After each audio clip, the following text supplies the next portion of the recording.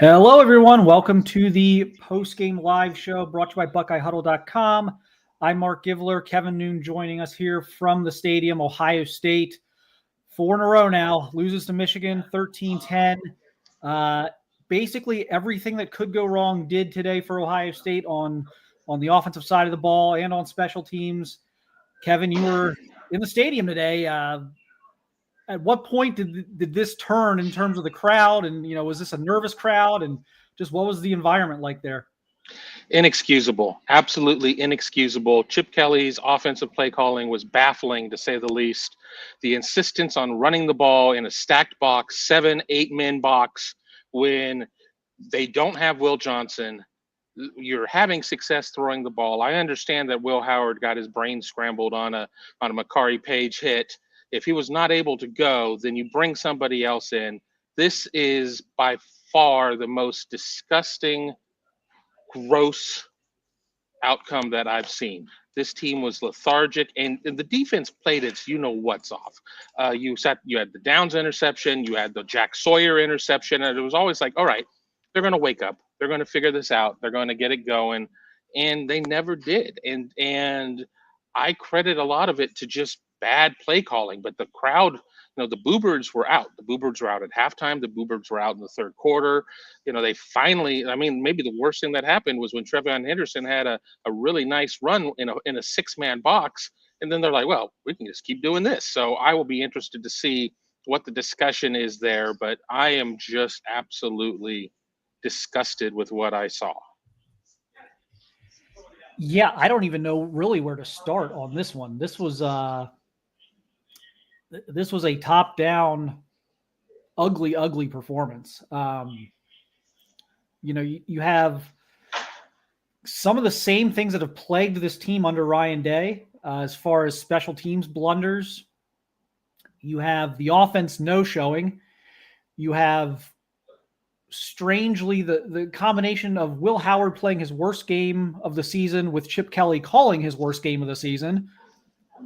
And once again, as good as the defense played, and trust me, this is like 90% or offense and special teams on this, but you have Khalil Mullins wrapped up. You're about to force a punt with about 4 minutes to go. You let him slip away. You let Michigan control the fourth quarter game clock again because your defense doesn't get off the field and because your offense doesn't do anything. And it's a lower scoring game than what the last three have been, but it's a similar fourth quarter. I felt like I was watching the same fourth quarter again that we've seen over the years. But your defense gets you 2 second-half turnovers. Your defense hadn't turned the ball over against Michigan since the first quarter of the 2021 game. Your defense gets you 2 second-half turnovers. You don't make anything out of them, including one that had you set up like basically at the edge of the red zone. It's hard to wrap my brain around what I just watched. I know it's like the instant reaction show, but the instant reaction is utter confusion about what they were trying to accomplish out there today. Confusion, anger, disgust, sadness. I think all of those are, fair feelings. I'm looking at the chat. I'm not going to run the chat. We never really run the chat during the first half of the show. So, apologies to people getting stuff in, but a lot of people ready for Ohio State to move on from Ryan Day. Ohio State still going to make the playoff field, still, could sit there and have a run there, but you have to beat Michigan. This is 4 years in a row now that Ohio State will not be able to go to Indianapolis, will not be able to compete for a Big Ten championship. And now you're guaranteed having, at best, hosting a playoff game, at worst, having to go to parts unknown on short notice to go play a first-round game. You talk about the Mullings, slipping out of the tackle. That was unfortunate. But at some point, you got to feel that the defense just gave all that it could. Because, yes, Michigan had 58 total plays. Ohio State had 59. But the defensive plays that Ohio State was having to play were all much more physical because of Michigan just slamming into the line, whereas Ohio State's were probably not as, as offensive plays were probably not as debilitating. With runs inside that were getting swallowed up at the line of scrimmage, and then maybe some throws. But Jeremiah Smith, this was something our producer Shed mentioned. didn't have any targets in the second half, really. I mean, I don't understand what they were seeing. I was talking to somebody on the sideline saying that Will was not going all the way through his progression and had Carnell open a few times. It was something I didn't necessarily see, but again, I just kept waiting for the big play.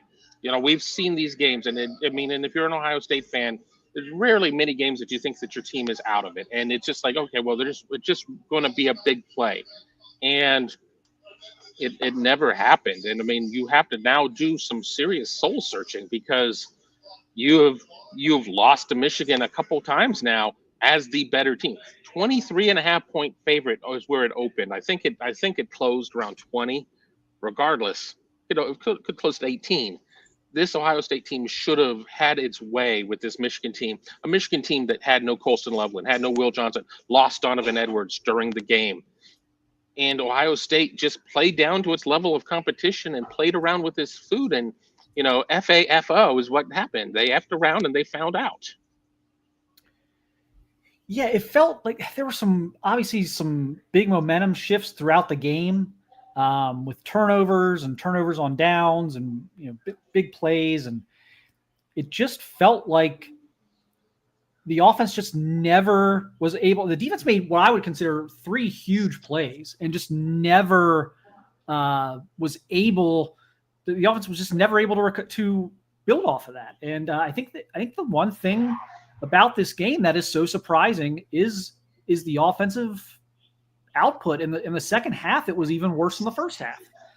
And I kept thinking, like, okay, they get that touchdown before the half and they're going to get the ball. And I kept thinking, okay, like, you played like crap. You're tied. You're getting the ball in the first half. You just had a 2-minute drive, score a touchdown. Maybe your offensive coordinator just figured out, hey, let's throw it to the receivers. And then they come back out, and TreVeyon Henderson does God knows what on the kickoff return. They start on the 6. They get their way out of that, but then they can't finish the drive. And it just like the offense was never able to build off of the game-changing plays the defense seemed to keep coming up with until they just couldn't anymore at the end of the game. I'm just going to warn people, when Ryan Day takes the podium, I'm going to have to hot punch it from my computer. So it'll be the video come up first and then the audio. So bear with me. It'll take a couple seconds, but I'm going to be hot punching it from here. Yeah. I don't know what the second half mission was. I'm curious, and I don't think we're ever going to get the answer. Did Ryan Day get into the channel and take, wrestle control away from Chip? Were these Chip plays? Were these Ryan plays? What was happening there? But, Ohio State comes out and starts running it again to start the second half, and it wasn't working. How stubborn do you have to be? How stubborn do you have to be? At some point, you will not be able to pass. At some point, you will not be able to pass, the line. And Ohio State just could not do it. And just saying, well, we're going to keep trying. That's great. If you got 8-10 quarters of football, you have 4 quarters. And at that point, you really had 2 quarters at halftime. And Ohio State was on the side of the road, just curled up in the fetal position for the second half offensively. It just was not there. This is going to be a tough game to go back and watch, because there wasn't really even any point where you're like, well, at least that, they strung together some good stuff in this stretch. They didn't. I mean, Michigan ran a very, a largely vanilla offense for a lot of it. And then once you kind of got through that, I mean, we saw the halfback pass or whatever. I was coming back down from the post-game room at that point. We saw 1 or 2 tricky type of things, but Michigan didn't even really need to do that, because, Ohio State just kind of handed it to them. And, Will Howard had a couple of turnovers. I mean, I said that if, what did it end up? Even, or Ohio State -1 on turnovers? I'm not sure. We're starting to get a couple super chats, and we will get to those in a little bit. But I mean, I don't know. I did not see this scenario happening, because I've been sold a bill of goods over 11 games, even the loss, that, good, bad, or indifferent, Ohio State's going to move the ball. Ohio State's going to do some things on offense. We didn't get that. We did not get anything close to that. Yeah, I thought Chip Kelly called a great game against Oregon. I thought he called a great game against Penn State. And a lot of the Penn State stuff was more execution than play calling as to why they didn't score in the 30s in that game. Today was horrendous. And yeah, you wonder like how much collaboration there was with Day on this. Ultimately, it does fall on Day because at any point in this game, Day's on the headset. He's listening to all the calls. At any point in this game, Ryan Day could have stepped in and said, "What we're doing is not working. This is ridiculous. Let's get our playmakers the ball in space." And that conversation clearly never happened. So if nothing else, they were on the same page because there was no change made. Do you wonder if he has a hard time telling his mentor no? I mean, his mentor is the OC and, is working for him. But at some point, is he able to, you're the head coach and you're the guy making $9-10 million, whatever it is. And you got to sit there and say, this isn't it. This isn't it. I mean, it's not like Ohio State went into this as a one-trick pony. It's going to run and that's going to be it. I mean, you have Jeremiah Smith, you have Emeka Egbuka, you have Carnell Tate, you have, so on and so on and so on and so on. If they take away your running backs, you throw the ball. But again, I really think that a pivotal point of the game is when Will Howard got hit up high with the forearm. It looked like I didn't get a great view of it. I mean, Fox is immediately going to commercials, and with that, we never get replays, and they just move on. But it was a malicious hit. I mean, whether or not it was an illegal hit, I don't know, but it was a malicious hit. Yeah, I mean, it was a high hit. The letter of the law probably. You could maybe argue it was targeting. For me, Will Howard's a ball carrier there, and I just don't have a lot of empathy for ball carriers between the tackles, lowering their head. I mean, they're going to get hit. I mean, but if Will Howard wasn't right after that hit, why on earth are you keeping him in the game? Well, because I think that there's a dramatic drop down to Devin Brown, and I understand, and I said that earlier in the show that if Will Howard is 40% after that hit, you got to figure something out. Whether or not it's Devin Brown, Julian Sayin. At that point, win the damn game. You can't screw around with feelings and everything else. F your feelings. I mean, you've got to figure it out. So. Nothing at the podium yet. Was just checking. They're doing sound checks in here. The room is starting to fill up, so I expect it to be happening pretty soon. I guess I'll get to cancel the hotel reservations for Indianapolis unless Ohio State can still go to Indianapolis if Indiana and Penn State both lose. And while Penn State as even bigger favorites, and while Penn State absolutely is capable of pooping the bed, Indiana's playing Purdue, and Purdue is bad, really bad. But then again, coming into today, I was saying that Michigan was really bad, and here we are. There's just no excuse for that offensive output. I mean, I know they've got some new guys. I know they've got some new combinations they've had to play on the offensive line, but Will Johnson's not out there. Yes, they have a really good defensive line. Their secondary was vulnerable today. We saw that in the first half, but just refused to put the ball in the hands of the receiver, of your best players. Like, let's face it, even when Will Howard was playing well this year, throughout the year, their best players are Jeremiah Smith and Emeka Egbuka and Quinshon. Like, get these guys the ball in space. They did the one toss they got the kind of the speed option with Quinshon Judkins, got a huge gain. We never saw that again. Right. They just avoided the perimeter like the plague, and it was so bizarre to see that. And this is a team that's made a lot of good halftime adjustments, and they've been a really good second half team. So I just thought, 10-10, it's like, okay, ugly rivalry games, feeling each other out. Like, they'll go in and figure this out. And they played a worse second half. That was the shocking thing to me, was they played a worse second half than they did in the first half. No one seemed to learn anything at halftime. No one seemed like Chip Kelly didn't seem to learn anything. Ryan Day didn't seem to learn anything. Certainly Will Howard played, I thought he was worse in the second half. The inexcusable red zone interception, although we have to wonder if it was even going to be made the way Jaden Fielding kicked the ball today. So just, Hey, this is cool. just a bunch of things that just continue to mount on this in this program. And the special teams blunders, my goodness. Okay, Again, sounds you good. missed 2 chip shots. Sorry. Your punter You get doesn't the really one. do anything for you. Like, kind of, a couple of short punts, the Trevion Henderson, whatever that was, coming out of the locker room, or you're starting the second half at the 6-yard line. Like, when all he had to do was kind of put his hand in the air and take the fair catch. I just, it's shocking. It's really shocking how bad the offense played today. Like, it's really, really shocking. And I've been critical of the defense in these last 3 losses. I thought the defense cost them a lot in these last 3 losses, but the defense played as well as I think it reasonably could have today. I mean, you got 2 goal line stands. One of those turned into an interception.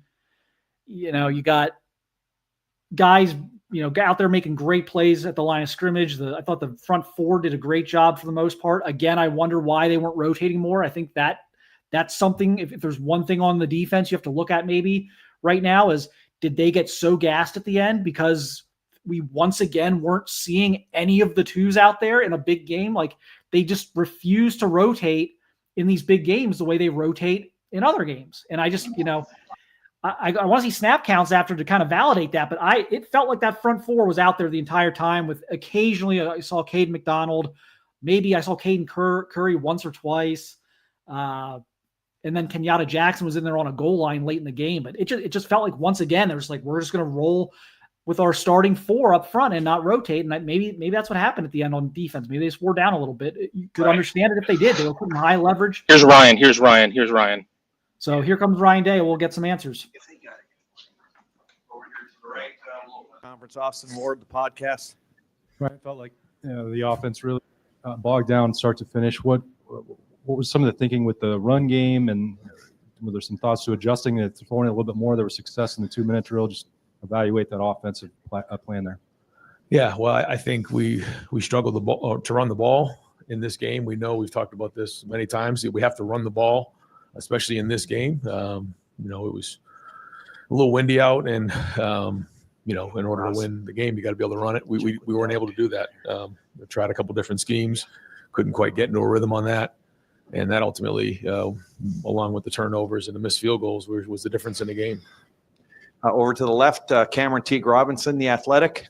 Ryan, does you mentioned the missed field goals by Jaden. How does that? What did you say to him, and how does that affect maybe your confidence or the team's confidence in him going into the playoff? Yeah, I'm not there right now. Quite honestly, I'm still trying to digest everything that just happened, and got a locker room full of guys who are just devastated. And I thought they played with great emotion. I thought the defense played their tails off, and I thought everybody played hard. Just the overall execution wasn't good enough, especially on offense. And we couldn't control the game in the run game. Just weren't efficient enough, and overall execution wasn't good enough in a game like this. And so that's really where what I'm thinking about right now. And the guys in that locker room. Over to the right, Dylan Davis, Delaware Gazette. Ryan, you talk a lot about everything always coming back to what you guys do, not about who you're playing, what you guys do. 4 straight years now, what you guys done hasn't been enough in this game. Where do you even go, and how do you pick up the pieces and trying to go forward, in particular with this game in mind? Yeah, I mean, I'm just fresh off the game right now, and obviously extremely disappointed and angry that we didn't execute well enough. So I'm not there right now, just fresh off the game, but as you know, it's just, not easy to accept, and obviously have to take the ownership. It's I'm the one ultimately that makes the final decisions on things, and felt like we were in a really good place coming into this game. I felt like we were prepared to play well in this game, and I think you could see maybe some of the stuff that what happened in the offensive line and shuffling things around ended up really coming to a head today. Some of those guys, will have to look at the film and figure it out, but we just couldn't seem to get through to the second level on some runs, and led to some frustration. And then I thought guys were were into it, even all the way to the end. It was a great play by Jack on the goal line, just unbelievable effort right there to give the offense a chance. But go 3 and out, and it was 4th and 1 on our own, in our red zone. I just felt like at that point you had to punt it, because if you don't get it there, the game's probably really in the balance. So, yeah, I don't know much more to say about it. Over to the left, Dan Hope, 11 Warriors. Ryan, but one drive you guys had success on was really the end of the first half. You guys are going tempo, no huddle. Did you think about going back to that more in the second half? And do you wish maybe you'd gone back to that more in the second half? I mean, we tried to change up the huddle. I mean, the tempo a little bit on some things, and some of it worked and some of it didn't. That drive, it worked, and it was in the 2-minute drive, and I thought it was well executed. But that was just 100% throw on that that drive there. I think maybe there was a run or two, but you got to stay on. You got to get first downs when you're doing that. If you don't get first downs, then it's hard to continue to play with tempo. So there were times where we tried to move it a little bit faster. You can see we didn't huddle as much today. We tried to get more plays. We thought that gave us an opportunity, but ultimately it wasn't enough.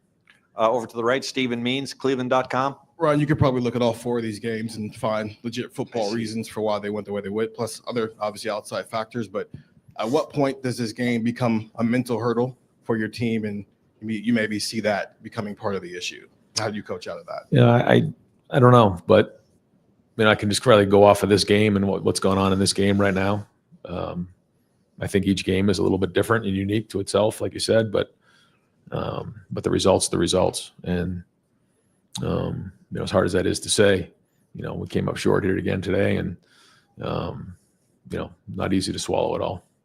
Rob Aller, Columbus Dispatch. Yeah, Ryan, Will Howard struggled before he went into the tent, after he came into the tent.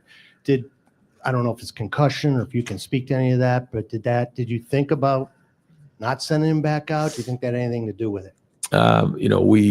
I just go based off of what our doctors say, and it came out for a second, and then they said he was available and he was okay to go back in the game, and I checked with him, and he said he was in good shape and didn't recognize anything, just in terms of the interaction that led to anything other than for him to go play. What did you see in his game that was just maybe off today?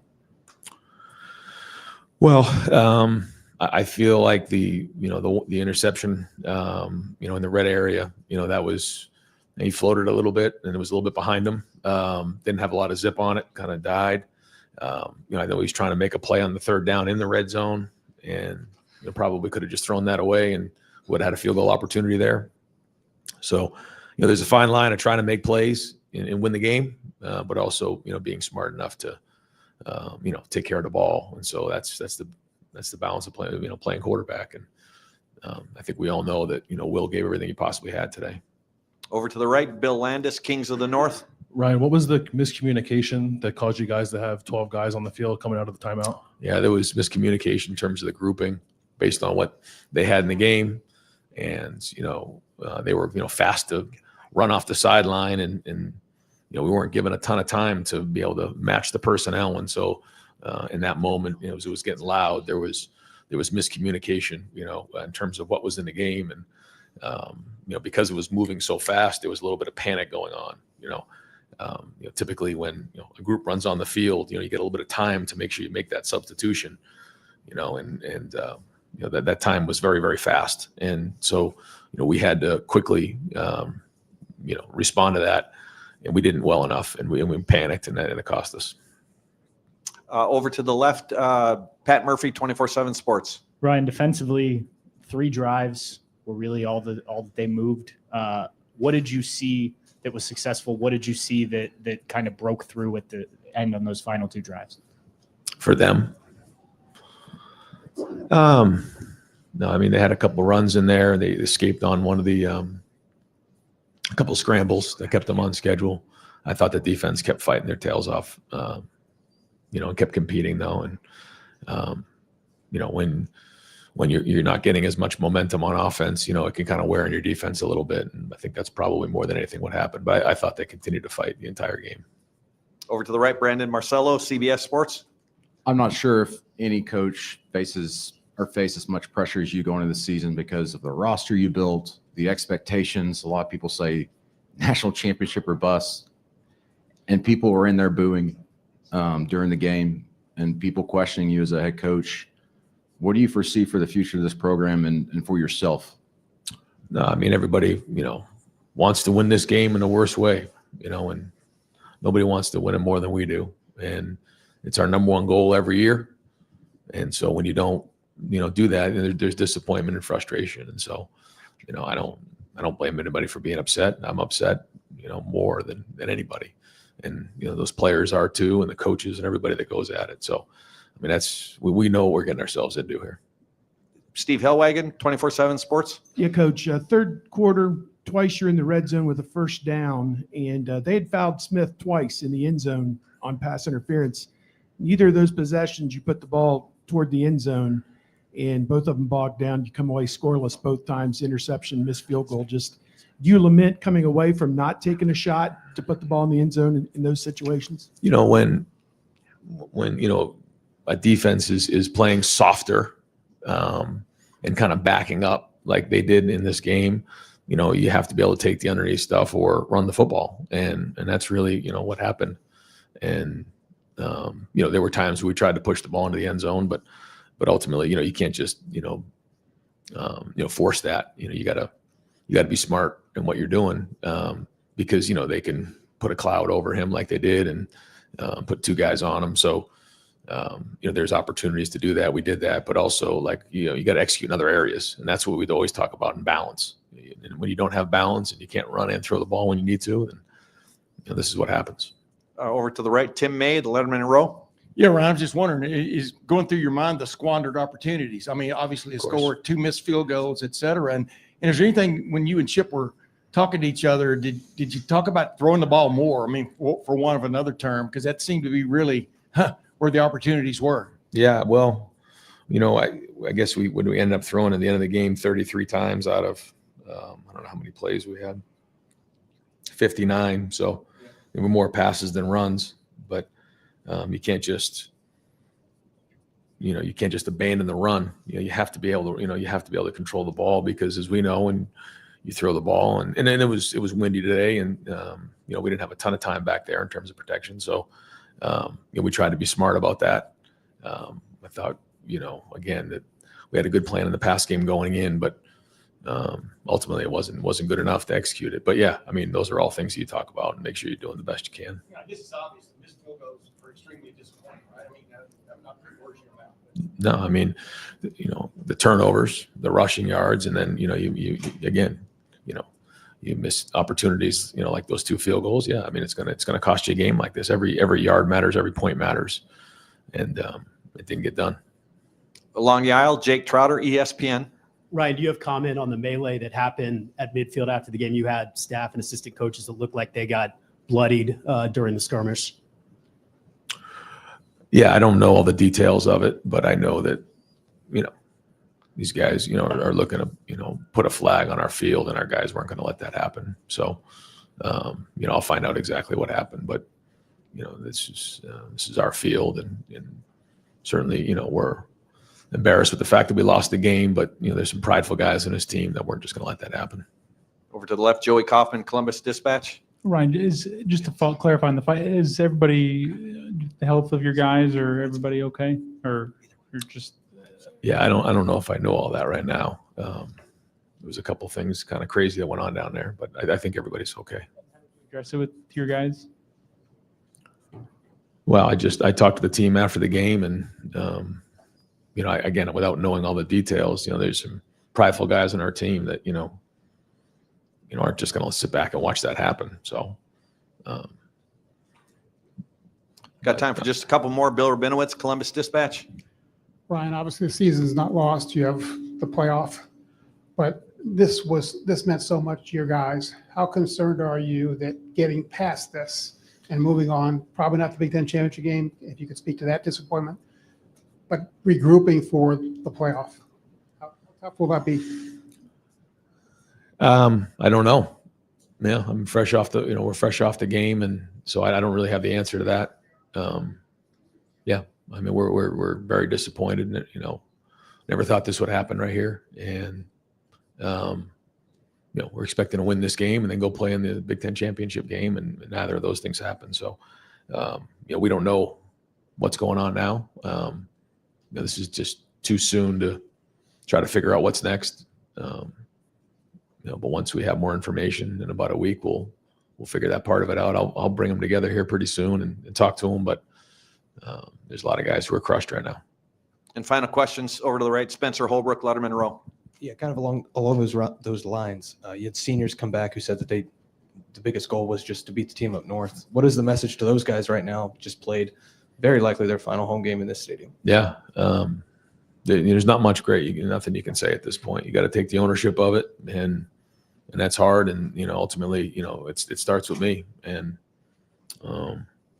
there's no words right now that can address any of that because of what they put into the program. And these are great guys who give unbelievable effort, and ultimately we just didn't execute well enough in this game. And again, it starts with me and goes from there.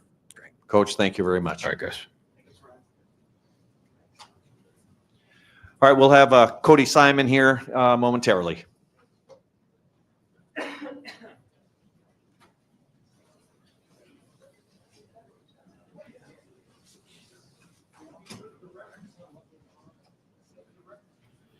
That was Ryan Day. Looks like Michigan's wrapping up their post game. We'll get back to Ohio State's side for Cody Simon. All right, we will open up the floor for Cody. Questions right here over to the right, right behind you, Spencer Holbrook, Letterman Row.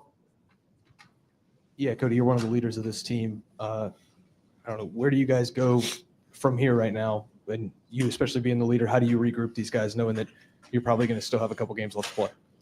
Yeah, not really sure right now. It's frustrating, for all the seniors, all the older guys.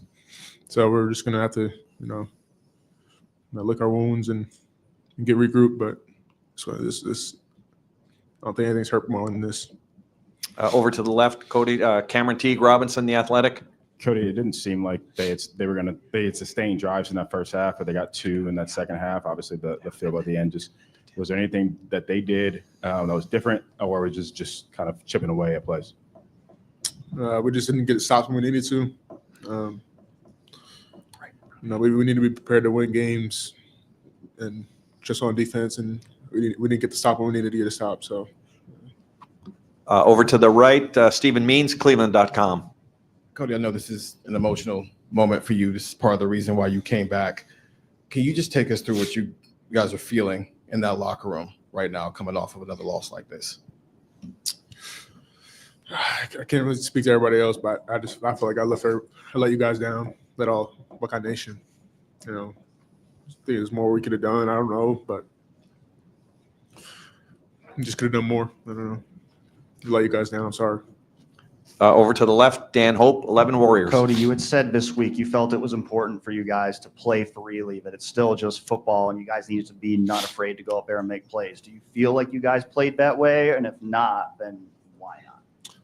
I mean, this game there's a lot of pressure in this game. I think we, for the most part, we did, but the moment sometimes it gets all tense, and so sometimes you can't make all the plays you need to. But we got to get a stop. That's really what it is. Over to the right, Tim May, Letterman Row.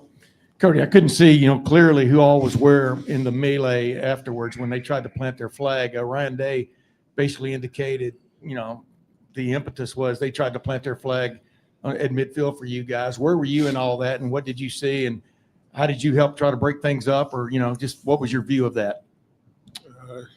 I heard the commotion. I think I was late to it, but I ran in there. But I'm not. I mean, we want to stay together as a team. I don't want to focus anything about that. I just want to keep the focus on having to regroup, and we know there's more season left for us, so just stay focused. All right, we'll have one more question in the middle. Jake Trotter, ESPN. Yeah, what does it say about the rivalry for them to try to do that? And then how do you guys bounce back with a lot of season left despite losing to these guys for a fourth straight time? No. I mean, we just gotta. I don't really know what it's gonna look like, but it hurts, and we just got to come together as a team. I mean, seniors got to be leaders, and we got to really make a difference here. But it's hard to swallow this pill. So, Cody, thank you very much.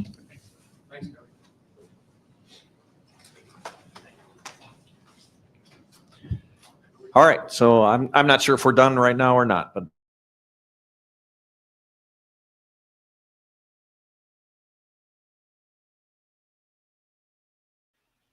That was Cody Simon. We will see if they bring anybody else.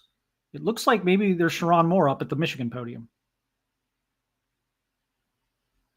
In practice, the worst situations, and he just drills it and he just looks at you like, yeah, that's what I'm supposed to do. So the guy's amazing. He's awesome. Great teammate, great kid. Congratulations. We know that you guys this week, you talked about how you always believe despite what had happened this year. I wonder, was there a moment today where you could feel that Ohio State kind of believed, like, oh, we're not just going to run over them, the fans, and there was a shift. They had a lot of momentum early. We just kind of went about our process of what we thought. And, when we got it up in the fourth quarter, and I told everybody to listen to the sounds, and there was nothing. So we knew at 10-10 we had them, and that was the goal. We wanted to just keep on the ropes, keep fighting, and our guys did that. But it wasn't really about what anybody else thought. We didn't talk about belief. We just talked about trusting each other, trusting yourself, trusting what you can do, and go win the game. And then at the half, that touchdown right before the half really could have taken the momentum from you guys. How did you not let it? Play the next play, Fido. They've got really good players too. So we always talk about Fido, forget it and drive on.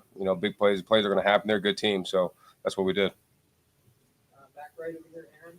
What was the week like in practice? Was it any different than normal? This week is always pretty intense.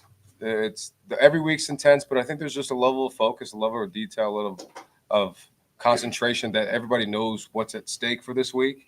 And those signs of what are you doing to beat Ohio State today get even bigger in your mind and thought process. So the process of what we did wasn't the same. Wasn't different. It was the same as we usually are.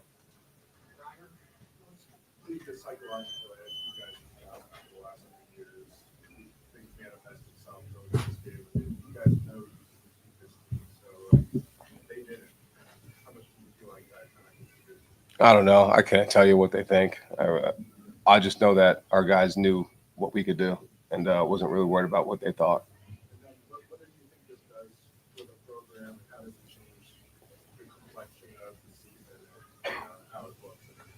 Well, for us, like I said before, we don't really care what other people think. It's about what our players in the building think and what everybody around us think. And, we're just happy we beat Ohio State. And that was the most important thing today, and that's what we're riding with. Sharon, you talked about preparing for this game all year long, and even the week up, you guys don't really change anything up. But are you instilling in your guys, hey, if we win, we win, we lose, it really doesn't matter? Are you kind of taking that approach, or are you really drilling into their heads, do not lose this game today? Yeah, I don't think we ever say just do not lose. We just talk about how to win and what we need to do to win. Never put the losing factor in your mind. And our guys never had the losing thought in their mind. How did you feel coming out of that? Did you feel like just that in general kind of maybe threw you out of rhythm and you were kind of struggling to catch up again the rest of the game? Felt good enough to come back. Over to the left, Dan Hope, 11 Warriors. Will, just as somebody who, obviously you came here, that's a big reason why you came here. You're a leader of his team. What do you do now to try to regroup this team coming off of this, going forward to the playoff? It's hard, man. Don't really have much right now. But I do know that, we're a 2-loss team. We're gonna get in the playoffs and we're gonna make a run. But this one hurts. It hurts. Over to the right, Austin Ward, the podcast. Well, it's felt like when you guys go tempo, when you rely, especially that drive right before halftime, when you guys put it in the air a lot, that's maybe when you're at your best right now. I know you don't want to criticize coaches or play calling or game plan, but is there anything a quarterback or you guys can do to say, hey, can we stick with this a little bit more? Yeah, I'm sorry. I'm going to stay away from that right now.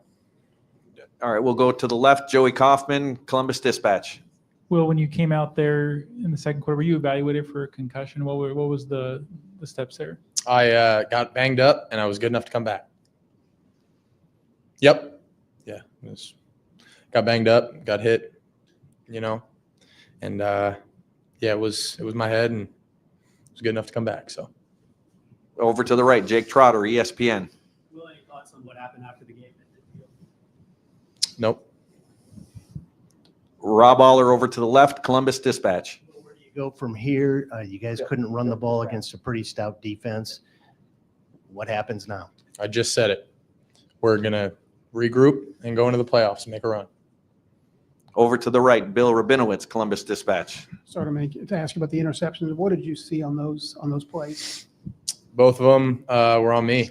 The first one we're throwing out routes. They're playing like palms, reading eyes inside, and I got to keep it outside, and I can't let him make that play. And the second one, Mech was running an option route. He went out, came back in, and I was just a little behind him on the throw.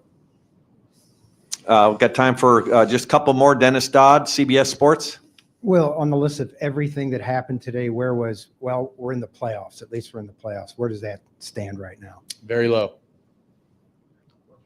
I mean, when will you start, hey, we can win the national championship tomorrow after today? Over to the left, Cameron Teague Robinson.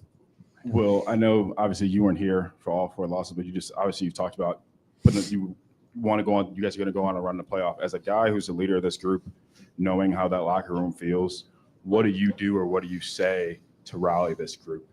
It's hard right now. I don't know if I have the answer to that right now at this moment, but gonna go and get with my family, regroup, and man, I still love this team. I still love this university, and I'm sorry, man. I'm blessed to have the opportunity to be a Buckeye, and I'm sorry I couldn't get this one done. And final question, over to the right, Tim May, Letterman Row. Go ahead. Okay. Number one, what after that drive, the end of the first half, you had to feel like something good was going on, right? I mean, what kind of didn't work after that? And then number two, what drives a guy to want to get back into a game he's just been kind of knocked out of? Explain that to people who maybe don't get it. Can you repeat that second part? I'm sorry. Yeah. What drives a guy to want to get back into a game where he's just been sort of helped off the field? What is that motivation, that drive that wants you to get back into that game? I mean, like everything inside of me wants to get. I mean, there's nothing that inside of me that wanted to come off that field. I was trying to get up, and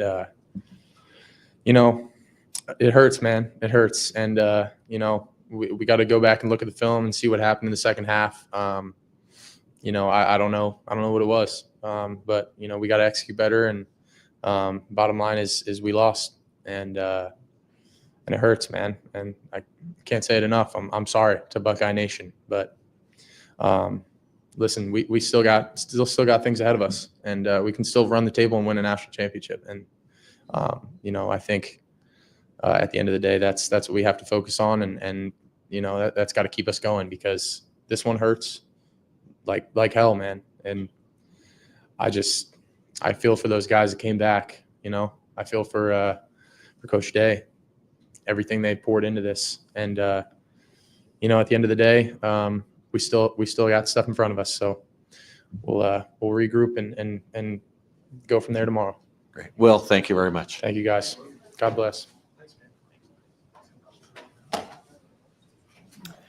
All right. Yeah, I think that'll be it for. So that'll do it for the Ohio State portion of the post game. It looks like Sharon Moore is still at the Michigan podium. Kevin's back with us here. After listening to Ryan Day, it sure feels to me like they were going to try and establish the running game, and that was that. Did you get the same sense being in there with Day during his? I did, but I also was fighting with the chat, because there are a lot of people who like to come and try to pee on the car wreck that they've seen. But it seems like they wanted to run the ball come hell or high water, and both hell and high water happened. Yeah, that was definitely the vibe I got listening to Ryan Day afterwards. Is they just were obsessed with establishing the run, and just couldn't get away from that obsession. But I think the important thing was hit on there as far as like moving forward. They've got it like it's almost a good thing after losing this game that they weren't already in the Big Ten championship game, in my opinion, because I think they need these few weeks to like flush the system. If you do you agree with that, or would you? Because I think if they had already been in it, like they were scheduled for a rematch with Oregon already next week, I think I don't know if this team's ready to play in 7 more days. No, I don't think that they'd be ready either. I mean, this one's going to leave a mark, and you need a couple weeks to have it scab over and everything else. And there are a lot of people out there that are not Ohio State fans, or maybe pretending to be Ohio State fans but aren't. That are like, this team shouldn't even make the playoff. Well, it ain't your choice. So I mean, they're going to make the playoffs, and you're just going to have to deal with it. And if the thing is people are going to say, well, how could you sit there and beat, one of the, 12 best teams in the country if you can't beat Michigan? Well, I mean, I think there's something mental to it right now. I don't know what it is, but I've said it that I think they need to have a little bit more of the Urban Meyer style of prep, where you just have these guys to the point of where they're ready to tear everything off the walls and just go out there. Once again, it was a slow start for Ohio State. It was the first game in 6 games that they scored points on their first offensive series. Unfortunately, it was 3. Would have been anything more than 3. We're talking about a different outcome at that point. But I mean, it was certainly problematic, and they're going to have to figure it out. And hopefully for Ohio State, they don't go from 2 to 10 or something like that, and have to travel to Knoxville or to Athens, Georgia, even though I think they would kick the crap out of Georgia. One of those types of situations. Yeah, I mean, obviously the 2 key things now are how do you put this behind you and get ready, because you can still win a national championship. You're going to be one of the 12 in the field. And then on top of that, home game, road game, first round, kind of to be determined. I would think if it's important to Ohio State fans to have the Buckeyes be at home, I would think you're rooting for Oregon in the Big Ten championship. That would get you 1 spot closer. I don't think they'll fall behind Indiana. I believe Tennessee beat Vanderbilt. Would they drop them behind Tennessee? I don't know. I think they're kind of insulated by Tennessee there. I don't drop them below Tennessee. I don't think so either. And we'll bring in Tony Gerdeman here in a second, so he can jump in, carry the co-host role until I can get set up for the camera for Tom and Tony. It's a situation of where we've heard the narrative. I watched that Georgia game last night. Joe Tessitore told us 49 different times that with a win, Georgia was locked into the playoff, which nobody is really necessarily confirmed or whatever, but apparently Bristol, Connecticut has weighed in on that and said you need to say this multiple ways and multiple times, which they did. So we'll see. I know nobody is really all that excited about anything that's going on at this moment, but join us on Tuesday for our standing show. Again, it's going to take an inside straight for Ohio State to get to Indianapolis, a pair of losses with both Indiana and Penn State needing to lose. I would not necessarily expect that to happen, but I didn't see today coming in that way. And here we are, and there's going to be a lot of unpacking to do, but I will let Tony jump in here, and I will start setting up. Yeah, I'm not sure how well you can hear me. I hope you can hear me okay. This game for me just comes down to basically 4 special teams plays, and it's your 2 missed field goals. There's a punt return that Caleb Downs didn't make where the ball bounced and he couldn't get to it, and it cost him about 30 yards. And then there was a kickoff return for Travion Henderson that he didn't field that caused it at the start of the second half that pinned them at the 6 or whatever. You catch that, you fair catch that, you're not pinned back. So like those 4 things to me really, really stood out. But what I've been saying all year long with this Michigan team is if you don't give them anything, they can't beat you. And Ohio State gave them a couple of turnovers and then gave them hope.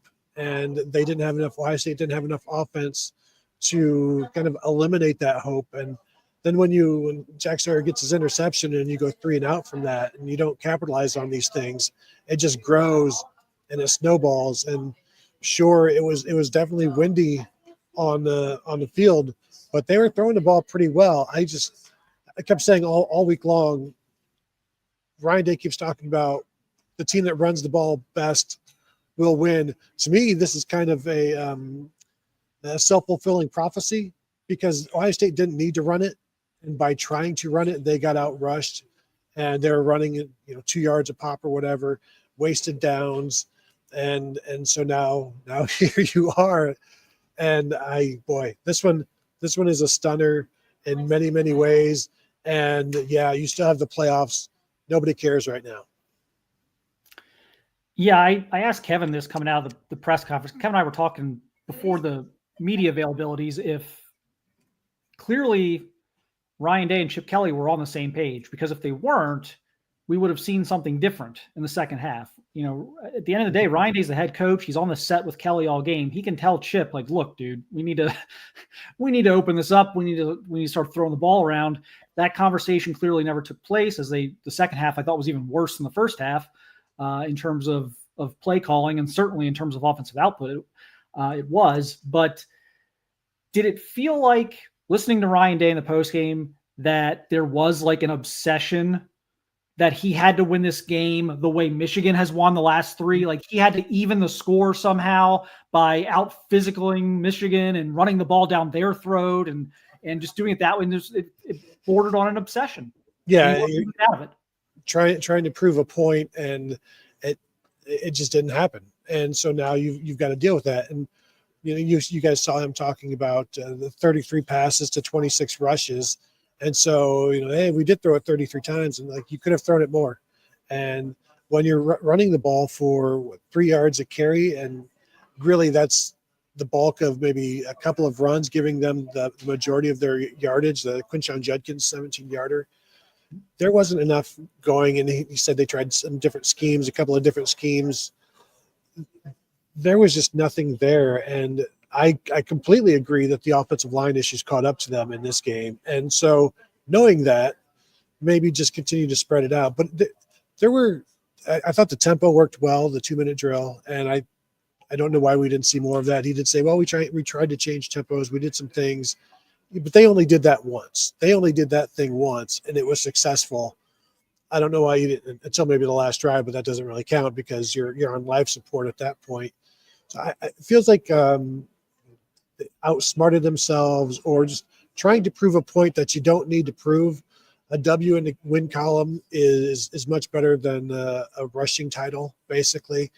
And the struggles that they've had running the ball this year, I don't know why you want to try to prove that against Michigan when they're giving up 60 to 90 yards rushing. Now, they have gotten hit by Oregon and Illinois and Michigan State in the running game, but it didn't keep Michigan State from losing that game. But you got to tackle Kalal Mullings, which they had done for the most part until the end, and that was a familiar thing as well. So yeah, the idea that we've got to be more physical, or we've got to do this, we've got to do that.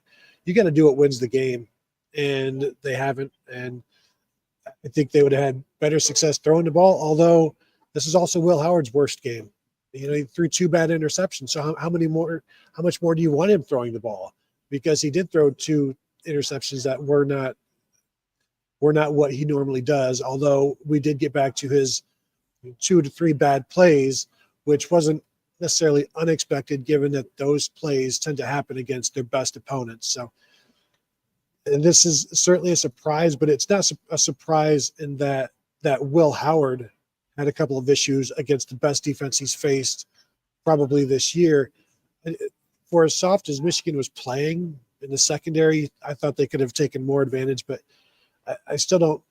The wind is probably a factor in not going downfield, certainly against the wind, but they never really tried to take advantage of when they had it either. And Will Howard has underthrown some balls, so maybe throwing it deep with the wind would have been the precise difference that they needed to get some timing down.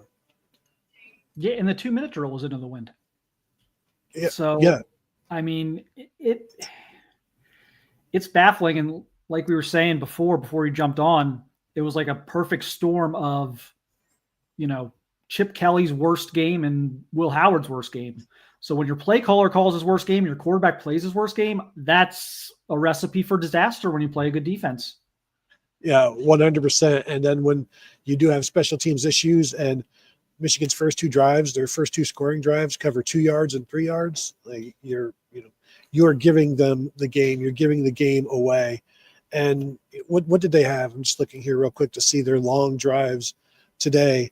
They had the 77-yarder and the 57-yarder. Those were their 2 final drives of the game. Other than that, they had the 172-yarder in the first quarter that turned into a loss on downs. But they had 6 drives of 2 yards, 5 yards, 3 yards, 6 yards, 4 yards, 3 yards. And those drives gave them 10 points. And gosh, they won 13-10. And so if you don't give them those things, you're going to have a really good chance of winning. So their 72-yard drive in the first quarter ends up in the turnover on downs.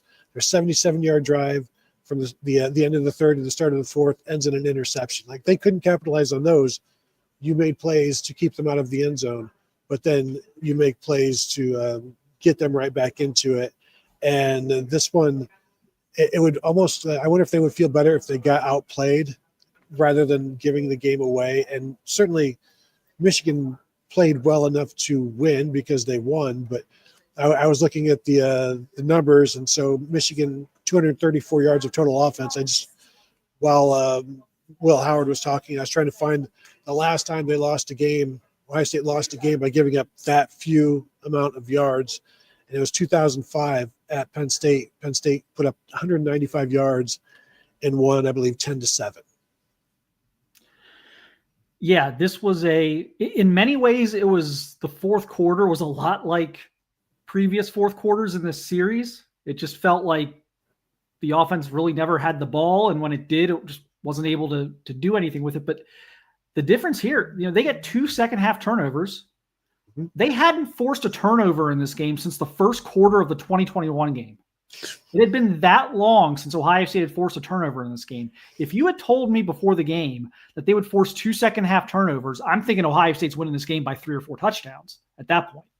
Because that's the one thing they consistently have not done in these losses is force Michigan to make mistakes. And they forced 2 turnovers today. And again, you tell me they're going to give up fewer than 250 yards. Mm-hmm. Again, a lot of things here defensively that if you would have told me before the game, I'm tripling down on Ohio State winning this game.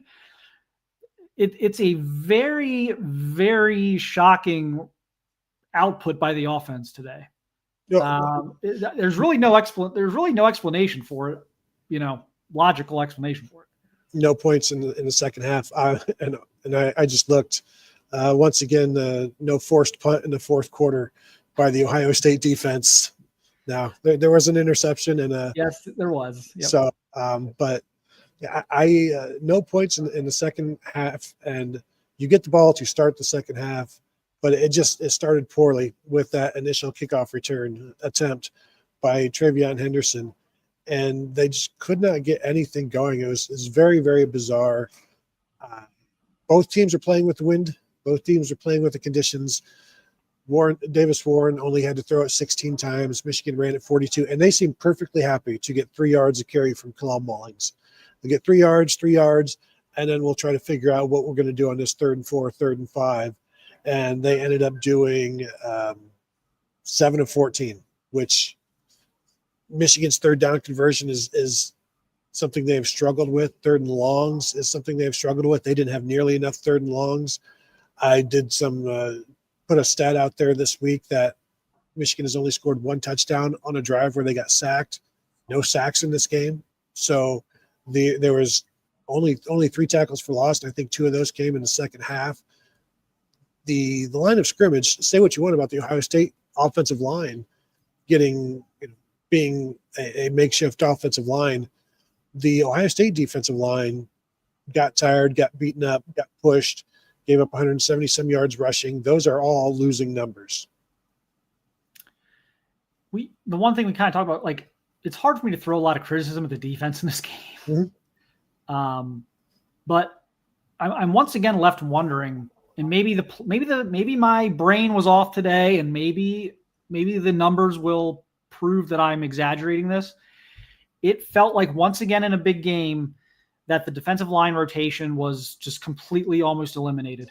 That we saw a glimpse of Caden McDonald, a glimpse of Caden Curry, and a little glimpse of Kenyatta Jackson in a goal line situation. But it once again felt like, boy, Tyleek and Hamilton and Sawyer and JT, boy, they're out there like seemingly every snap again. Why do they do this? Why do you trust the rotation some weeks and you see the drop off or lack thereof, and then you don't trust it in these big games? I think, like Jack Sawyer played well. He had, huge. I mean, that goes down as one of the greatest plays of the rivalry, if they're able to march the ball down the field. But it did feel like the defense, particularly that front four, lost some steam there in the fourth quarter. And again, was it the rotation again? Yeah, I mean, that's a good question. I did see, it's hard to chart like who's out there on the fly. Right. And you, like you said, you did see Kenyatta Jackson out there a little bit. I did see a player too with Mitchell Melton, but generally you would expect your starters to go out there. So I'll be interested to see what it looks like with the snap counts. But in terms of the rushing total, Michigan had 77 of their 172 yards rushing in the fourth quarter, 19 for 77 in the fourth quarter, 10 for 67 in the first quarter, and in the middle two quarters, 13 for 28. They were held in check, but then they had 8 first downs in that first quarter, or in that fourth quarter, with 4 or 5 on third down. And again, this is not the defense's fault. They gave up 13 points, and 2 of those scoring drives totaled 5 yards. So I would also agree with Ryan Day when he said that when your offense isn't doing much, eventually your defense gets tired. And this, I think, is proof of that. That the defense eventually wore out, and Michigan had their short fields, but even they drove 80 yards until that interception. And you see the time of possession, 33 minutes and 35 seconds for Michigan, just running the clock, taking their time, and then taking the ball and going home. And I would imagine the second half time of possession was really lopsided because Ohio State sustained a couple of drives in the first half, several drives in the first half that just didn't. Sometimes they resulted in points, sometimes didn't. But they had possession. They were getting first downs.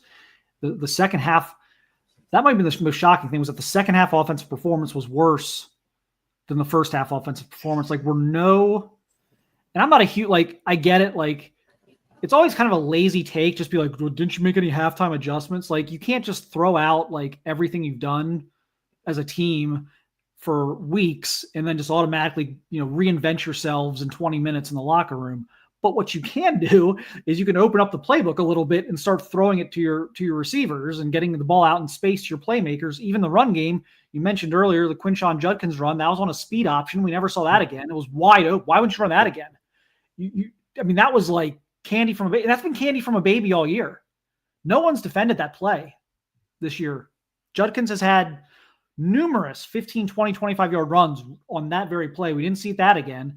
I can't imagine what the mindset was of the offensive brain trust at halftime that would have led to what we saw in the second half. Well, and I'm just looking at the second half numbers here. In that fourth quarter, no first downs in the fourth quarter. Ohio State ran the ball 2 times for 9 yards, threw it 5 times for 1 yard. Will Howard was 1 of 5 passing. They had 10 total yards in the fourth quarter. 2 penalties, 0 for 2 on third downs.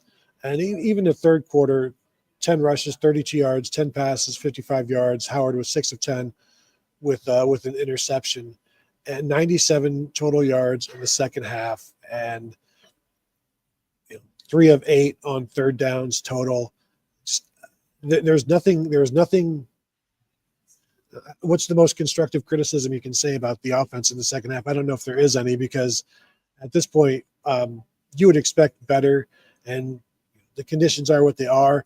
I think maybe now people will understand why, when the playoff talk was started a couple of years ago about hosting a home game or maybe playing at Lucas Oil for that home game, why Gene Smith was like, I don't think playing at Indianapolis is a bad thing as opposed to Ohio Stadium. This is exactly what he was talking about. Yeah, I don't have the answers for the offense today. Again, Kevin and I were talking about this a little bit though. This team has to get pat. They made this their entire season. Some of these guys, they've got to get over this. I know no one wants to hear that right now, but they have to get over this. They're probably going to have a home playoff game in a few weeks. Yeah, and it is literally a few weeks, 3 weeks from yesterday or today, if they get a home game or if they're on the road or whatever. So they're going to have to snap out of it, but also they're going to be in pain for a little while. As Cody Simon or as Will Howard said, there are no thoughts of the playoffs right now, essentially. And then maybe that starts tomorrow, and Ryan Day said he'll get them together. But I know the players don't want to hear about it. They'll start to want to hear about it, but a loss like this, how are they able to just turn it around? Now, you can negate this by turning it around, but it takes more than just buying in. You still have to. You're going to have to execute. You're going to have to play better than you did in this one. You're going to have to get over this one, and really, that might be the toughest part. You can't let the mental aspect of this carry forward. As they say, you can't let Michigan beat you twice this season. You got to get over it and get past it, but you're not going to do it this week. I don't know when that process starts, but it's not going to be for a little while. They'll try to talk themselves into it tomorrow, but even after the Oregon game, it took them a little while to shake that off, and you saw the results coming out of that game, a bye week, and then playing Nebraska and still having to struggle through that. So, they're going to have to turn it around, and it's not going to be easy. And then, of course, you've got kind of the elephant in the room, which is, look, a not insignificant portion of this fan base has been on Ryan Day's case for a while now. They're in a situation right now where I think the only thing that gets people to even take a little bit of their foot off the gas on that is to go win the national championship now. If this team doesn't go win a national championship, what does this offseason look like for Ryan Day? Well, yeah, at some point you wonder if, and Tom has arrived, so we can jump off here in a little bit, but you wonder if it would just be best for everybody to move on, because this is this something that he wants to continue to do? I don't think he's being fired. I don't think that's what this would be about, but is he ready to move on? And that's something that wouldn't shock me if there's a conversation about it at least. All right. Well, I will kick it back to you guys. It looks like Tom and Kevin are set up. Go ahead, Tony, and start the Buckeye Weekly portion of the postgame.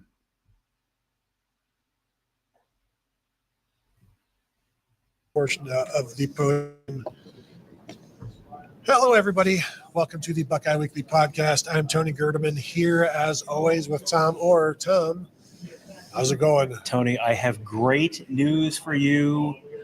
I mostly dodged the pepper spray down on the field, so I know that was probably everyone's top priority, the top topic that everyone would talk about on the postgame show. Don't worry, I'm fine. You can go about living your lives happily and concern-free. So I came upstairs when Will Howard threw the incompletion. Mm-hmm. So I wanted to come up here and get set. Mm-hmm.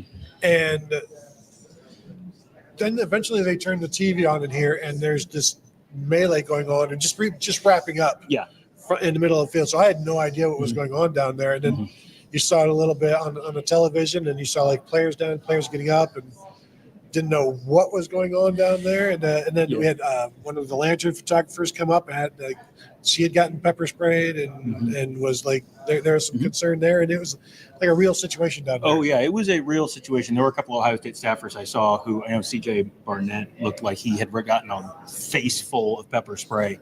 If you've ever been pepper sprayed, it is not fun. I got pepper sprayed as a Lantern reporter covering a late night riot in the spring of 2000, I believe.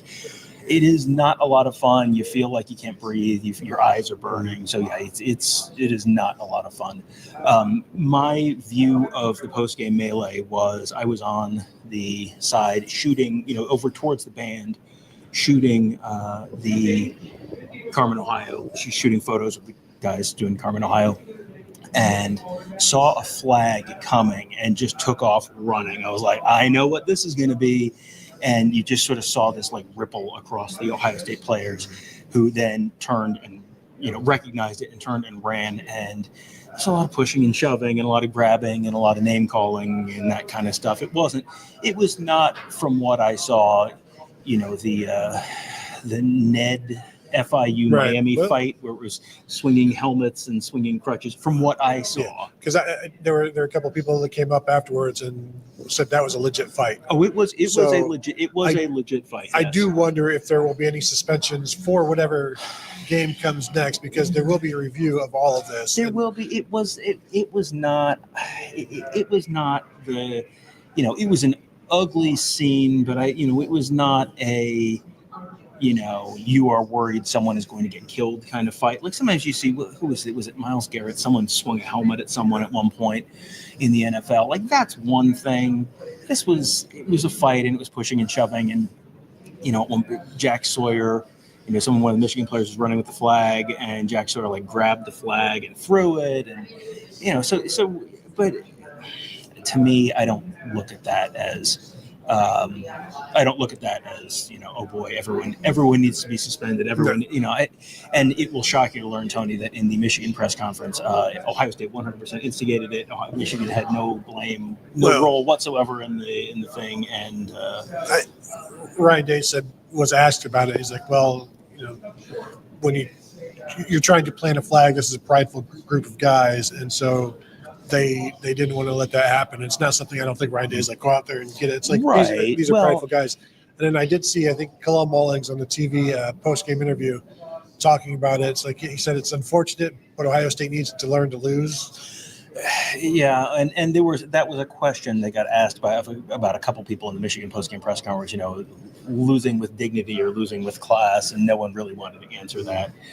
It's and we have a clip from Davis Warren talking about it, and we'll play that a little later. But it's he basically said like, yeah, you wanted to defend your field, you had 3 hours to do that, you didn't do it, so we're going to win, we're going to plant our flag. It was just kind of very matter of fact. So we'll let you hear the whole thing from him a little later on. But it's turf. You can't plant it. It's hard to disagree with that. Like you win, you have a chance to win. You're favored by 3 touchdowns. I mean, this is an Ohio State Michigan game you and I have seen before. I mean, it was 1 point off of the 1996 game, and it was pretty much the 1996 game where it was like, well, you just can't give up the one play, and it was like, well, you gave up a interception in in your own red zone that gives Michigan their only touchdown of the game, and defense plays great all game, and the offense they're kicking field goals. They're trying. They're trying to kick field goals. They're settling for field goals. How about that? You're sort of wondering what game offensive coordinator Joe Hollis and/or offensive coordinator Chip Kelly are watching, because the play calling bore no resemblance to what was actually happening on the field for long stretches. It felt like just the we must run the ball, and we talked about that all week long. You don't need to run the ball. You just need to move the ball. This infatuation with running the ball, I think it was a self-fulfilling prophecy and did them in. But, I mean, you can look all over the place for numbers of why you lost. 2 of 5 in the red zone. When I first got on, I jumped on with Mark, and I said, to me, this comes down to 4 special teams plays. The 2 missed field goals. There was a punt return the punt that Caleb Downs Yeah. did not field. Yeah. And it cost him bounced, 30 yeah. yards. Well, and at as soon least. as and the Travion Henderson That kickoff was at the the other one. beginning That's of the the third fourth. quarter, again, you start inside your own 10-yard line, and You're done. they were terrified to throw the ball when they were backed up. Absolutely terrified. And Well, they threw an interception backed up. they did, but they kept kicking field goals. So obviously, one failure should not dissuade anyone from continuing on that path. Not only did they kick field goals, they settled for a field goal. They ran a draw play on 3rd and 10. Like, boy, that was Tony. Yeah. Life is full of choices. Well, and this one, I was talking to Marcus Hartman, and we were like, Ohio State gets the ball out of the half. If they score a touchdown, that's probably all they need. Yeah. And well, that just started right off the gate. Yeah, that could have turned it from the 1996 Ohio State-Michigan game to the 2007 Ohio State-Michigan game, where Michigan can't do anything on offense, and all you have to do is get a lead, and they're completely hopeless. Davis Warren finished the game 9 for 16 for 62 yards, no touchdowns, and 2 picks. I mean, they could do nothing, and they had 2 runs of any consequence all game. It was the Alex Orji run that was 29 yards. I don't know why we didn't see more Alex Orji. That was it was a day full of choices by both coaching staffs. But then you had the one. We talked about this on the pregame show. You can't have the 3-yard gain that turns into a 30-yard gain, and there was the one play where they missed a tackle on Khalil Mullins, and that was it. That was all it took to set up that game-winning field goal. Yep. When you're a 0-score game, when it's a tie game in the fourth quarter, it just takes that one, and they got it. And then Michigan was able to milk the clock and just run it down. But their first 2 scoring drives, Tom, would you care to look at those? 2 plays, 2 yards, 4 plays, 3 yards. Michigan had 1 drive where they scored points that went longer than 3 yards. This was the Jim Knowles masterpiece. Jim Knowles was the Ohio State defense was fantastic. Jack Sawyer played the game of his life. I mean, the Ohio State defense was so good all game long. Jim Knowles' defense can't force punts. They can't force turnovers in the second half. Punt, interception, field goal after they got strung out there again, because the offense couldn't do anything. And then that was it. But Tom, no punt in the fourth quarter. Yeah, because I just want to throw that in there. Yeah, because they forced an interception in the fourth quarter. Yeah, but it's just, and as Ryan Day said, they did eventually just kind of wear down. 19 rushes, 77 yards in the fourth quarter, and 30 of that on the Khalil Mullins. I compare that to what Ohio State did in the fourth quarter, and it's insane that Ohio State managed 9 yards rushing, 1 yard passing in the fourth quarter. And they got backed up, but they were terrified when they were down there. Right. Well, it was just a game where they very clearly didn't feel comfortable with Will Howard throwing the ball for whatever reason. I was not in here, so I'm sure this got asked. Yeah. You had a drive where you were throwing the ball and running tempo, and you went boom, boom, boom, boom, boom, 9 plays, 75 yards, touchdown. And then you didn't really go back to that at any point. I mean, I don't want to oversimplify things, Tony, but it feels like if something's working, you might want to give it a second shot. Well, and Dave said they did mix up some tempo, and it's like, but they didn't do that. Right. They never did that again. Do the thing that works until they stop the thing that works. No, that's not how it's going to work, and that's not how it worked. And so now you are in a situation where you can't even lick your wounds because you're bleeding too badly. Like you're just a pool of pus right now. Ohio State should get down on their knees tonight and thank the Lord that it is a 12-team playoff and they get another chance, because they probably fall out of the top 4 in a 4-team playoff. Now you're still looking at a home game the weekend of December 20th and 21st, so not all is lost, but you've now lost your opportunity to beat Michigan for the 4th year in a row. Barring 2 miracles involving Purdue and Maryland, you've lost your opportunity to play in Indianapolis for the 4th year in a row. So my advice to Ryan Day would be to win the national championship, because otherwise you're 0 for 12 on your stated team goals over the 4-year span. And at that point, I heard you right before I hopped on, Ryan Day's not getting fired, but it's probably time for a conversation about maybe there might be mutually beneficial for everyone to just sort of take a step back and think about what they want to do in the future. Because obviously he wants to leave with some sort of a Michigan win, but next year you've got to win there. It's going to be more difficult. And clearly Michigan doesn't have to have a great team to beat you. So now you're behind the 8 ball on that one. So it would not shock me, and I said this before, and we were talking about this with some other folks before things got started, that maybe everybody just needs a change of scenery. Yeah. Ryan Day more than Ohio State. Well, yeah, as much. You go back to some of the stuff Ryan Day talked about earlier in the week about what a win would mean in this and how hard it's been on his family the last few years. Unless you win the national championship, it's not getting easier on your family this year. Like it may just be, Ryan Day's won a crap load of football games in Columbus, Ohio, and there is, this is the game you have to win.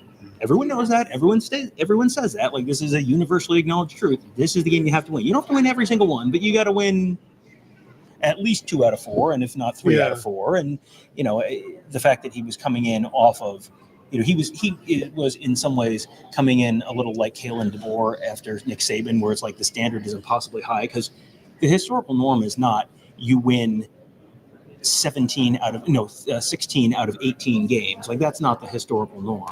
But 15 out of 18, either way, whatever. That's not the historical norm. But that's what he was coming in on. So you're sort of set up where if you go 3-1, everyone's like, oh, why'd you lose to Michigan once? But you're now at the point where if you didn't win this one, when you're at home, when you have what is almost universally acknowledged as the most talented roster in America, and it's a down year for Michigan, and once again, you're at home. Yeah. And Michigan doesn't really have anything to play for. And Michigan is so incredibly limited on one side of the ball that it's like, all you have to do is score 17 points, and you're the offensive guru, and you've got your offensive guru calling plays. If you didn't do it this year, like, when is it going to happen exactly? Yeah, and so now you just wonder what kind of mood there is for moving forward. We talked earlier in the week how when Ohio State lost to Florida and in Glendale, I was like, boy, it's like it's going to take them 5 years to get out of this one. Like, this is one that if you don't make some sort of a march through the playoffs, because we didn't even really we talked about what it would take to lose this game for Ohio State, what it would take for Michigan to win this, and I think we kind of nailed it. It was all of the things we said. And so now, what does it take for Ohio State to move past this? And you're going to need to win some playoff games, and a national championship would make all of this go away. But it still creates the pressure for next year. The streak is still going on, and you feel like if they were to, and this is pie in the sky at this point for Ohio State fans, you win it all, that gives Ryan Day an opportunity to leave without looking like he's leaving because it's just, I don't want to be here anymore, even though that's why you leave. Yeah, I mean, I find it difficult to think that if you win the national championship, you would leave off of that. I mean, what are you leaving for?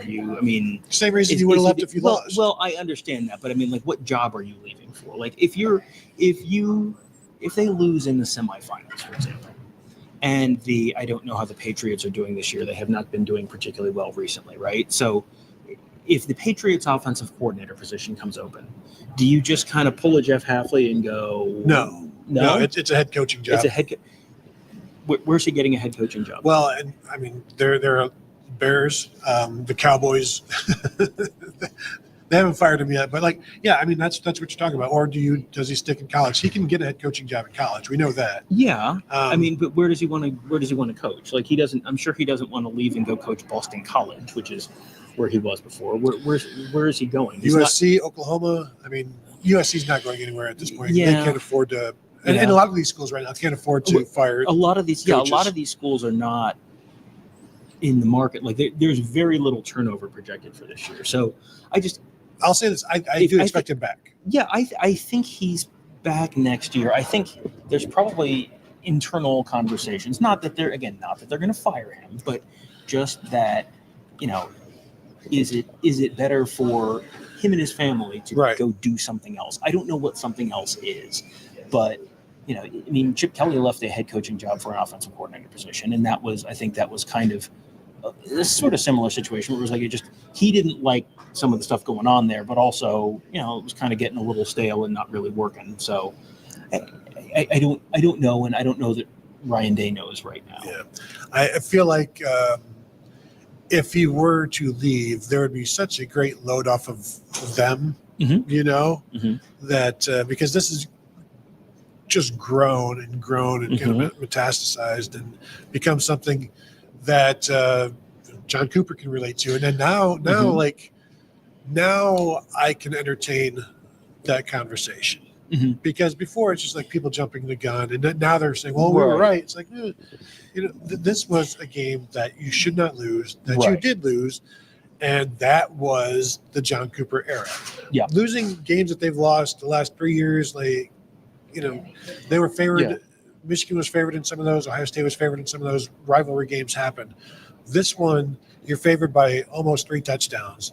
This is a head scratcher and a mental game right now. Yeah, 100%. Yeah, you're allowed to lose to very good teams. You're allowed to lose close games. Someone has to lose every close game. Go back to the end of the Oregon game. We're having a very different conversation at the end of the Oregon game. It's a loss, but it's a 1-point loss on the road against one of the best teams in the country.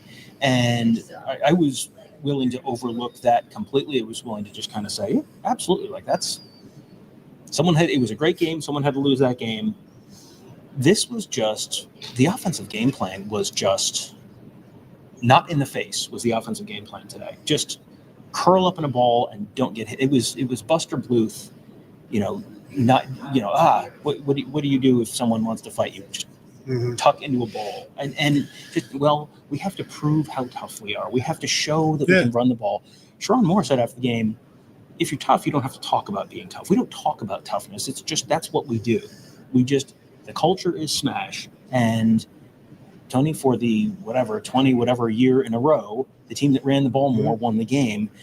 42 carries, 172 yards, 4.1 yards per carry for Michigan, 26 carries, 77 yards, 3 yards per carry for Ohio State. We said all they have to do is they have to run for 3.5, 4 yards a carry. And if they did, they probably would have won the game.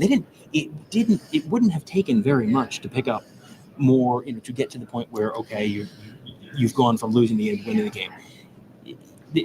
This is one that I'm sure, you go through the Ryan Day losses, all of them, pretty much all of them, you can look and go, boy, if only this, if only Will Howard hadn't slid a second, had slid a second earlier, or Jeremiah Smith wasn't called for offensive pass interference, or if Marvin Harrison doesn't get targeted, or if Georgia gets called for targeting Marvin Harrison, or if they are a little more aggressive on that last drive and set up a shorter field goal, or if, I'm trying to think other losses, or if they execute the fake punt against Michigan in 2022, there's just so many.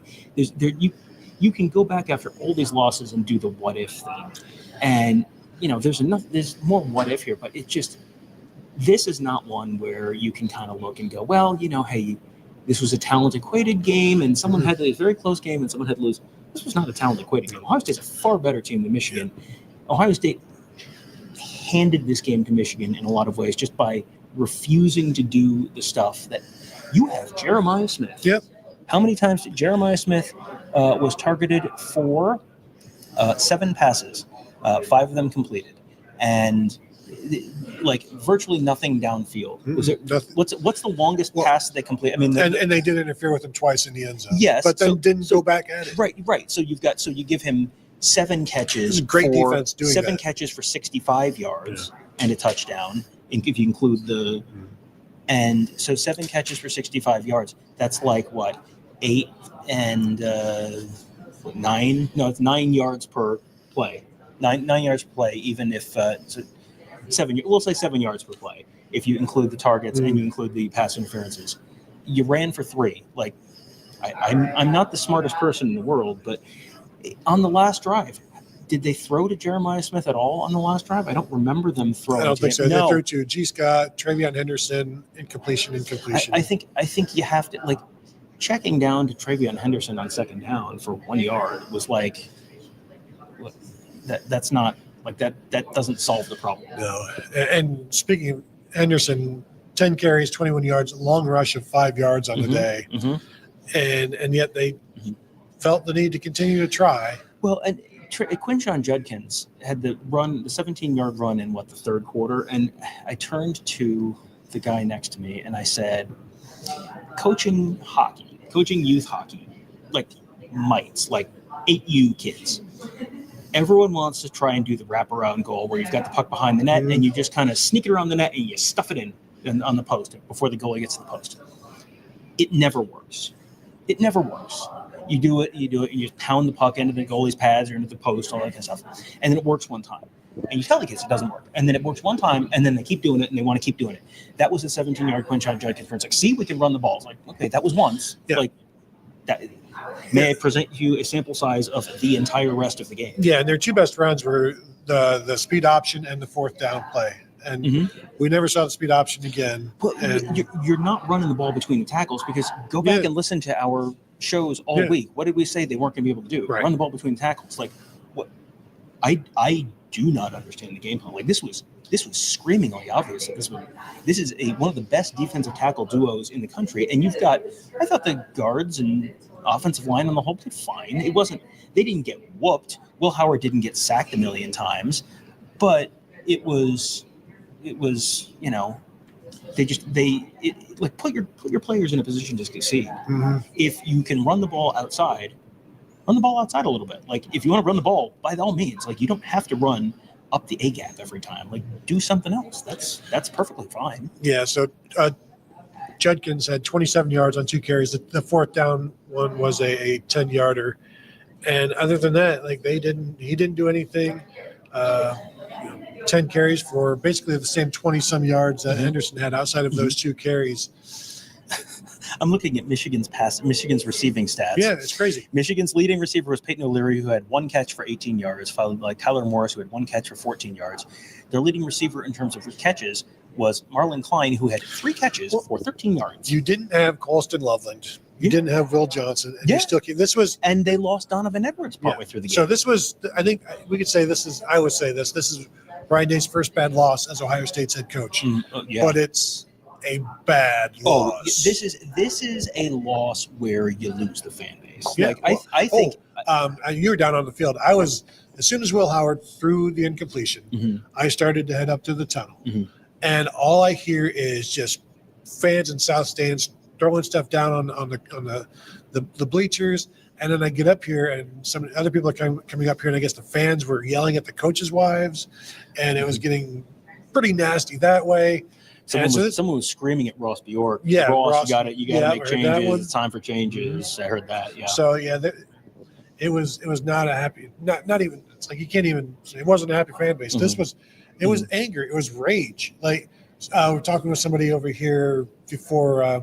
Maybe it was Dave Briggs from the Blade about the 2015 Michigan State loss. Like that was anger. That was hurt. That was disbelief.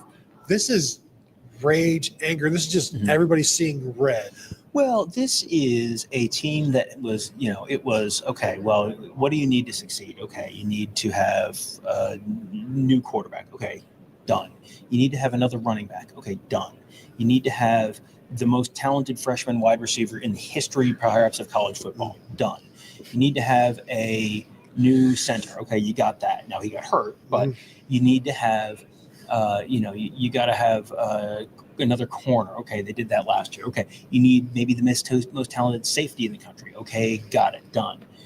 You got everything. You got everything you wanted. You probably should have had a kicker on your wish list, but you got everything you asked for. And Jaden Fielding, say what you want. He's a former walk-on, current walk-on. Right. Like that's not what you should be dealing with. You should have, like, this is like a baseball team building a bullpen. Like you should go into camp with, here are multiple good options. And it's like the kicking options are Jaden Fielding, a former walk-on. They brought in a transfer from Kent State. They brought in, there's another walk-on there. I think those are the top 3 kickers. And meanwhile, Michigan goes to... Yeah, they go to Arkansas State and get one of the best kickers, if not the best kicker in the nation. Did it matter today? I would argue yes. Yep, sure did. And that's not... Look, leave Jaden Fielding alone. Like, this is not on Jaden Fielding. This is on Ryan Day, and this is on Chip Kelly. Period, full stop. That's it. Chip Kelly and Ryan Day. direct your anger towards New Hampshire, leave everyone in Ohio alone. It's Jim Knowles had a dynamite game. Jim Knowles just about saved their bacon. He did everything he could to save their bacon, and they just refused to be saved. Because even if you have throw those 2 field goals in there, you still only scored 16 points in this game. You got to do better than that. Yeah, for sure. And this is a team that, did Will Howard make a couple mistakes? Sure.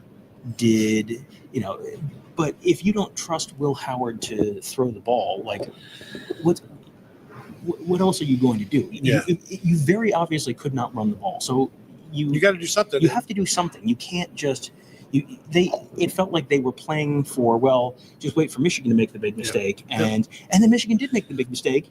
They got the ball in Michigan territory, and they didn't score any points off of it. Yeah, 1st and 10 from the 16 after the Caleb Downs interception. Yeah. Do we want to bang out these super chats? Yeah, let's hit a couple super chats. Okay.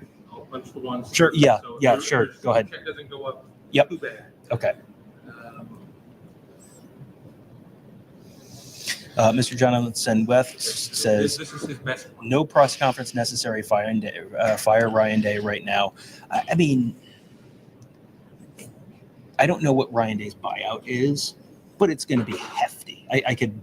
It's probably, off the top of my head, it's probably $60 million. I would say 40 to 60 million. I mean, that's sure, why you could do that, but you also have $20 million worth of payroll under the whatchamacallit case that's going in this year. The House settlement. Yep. So you got that coming in.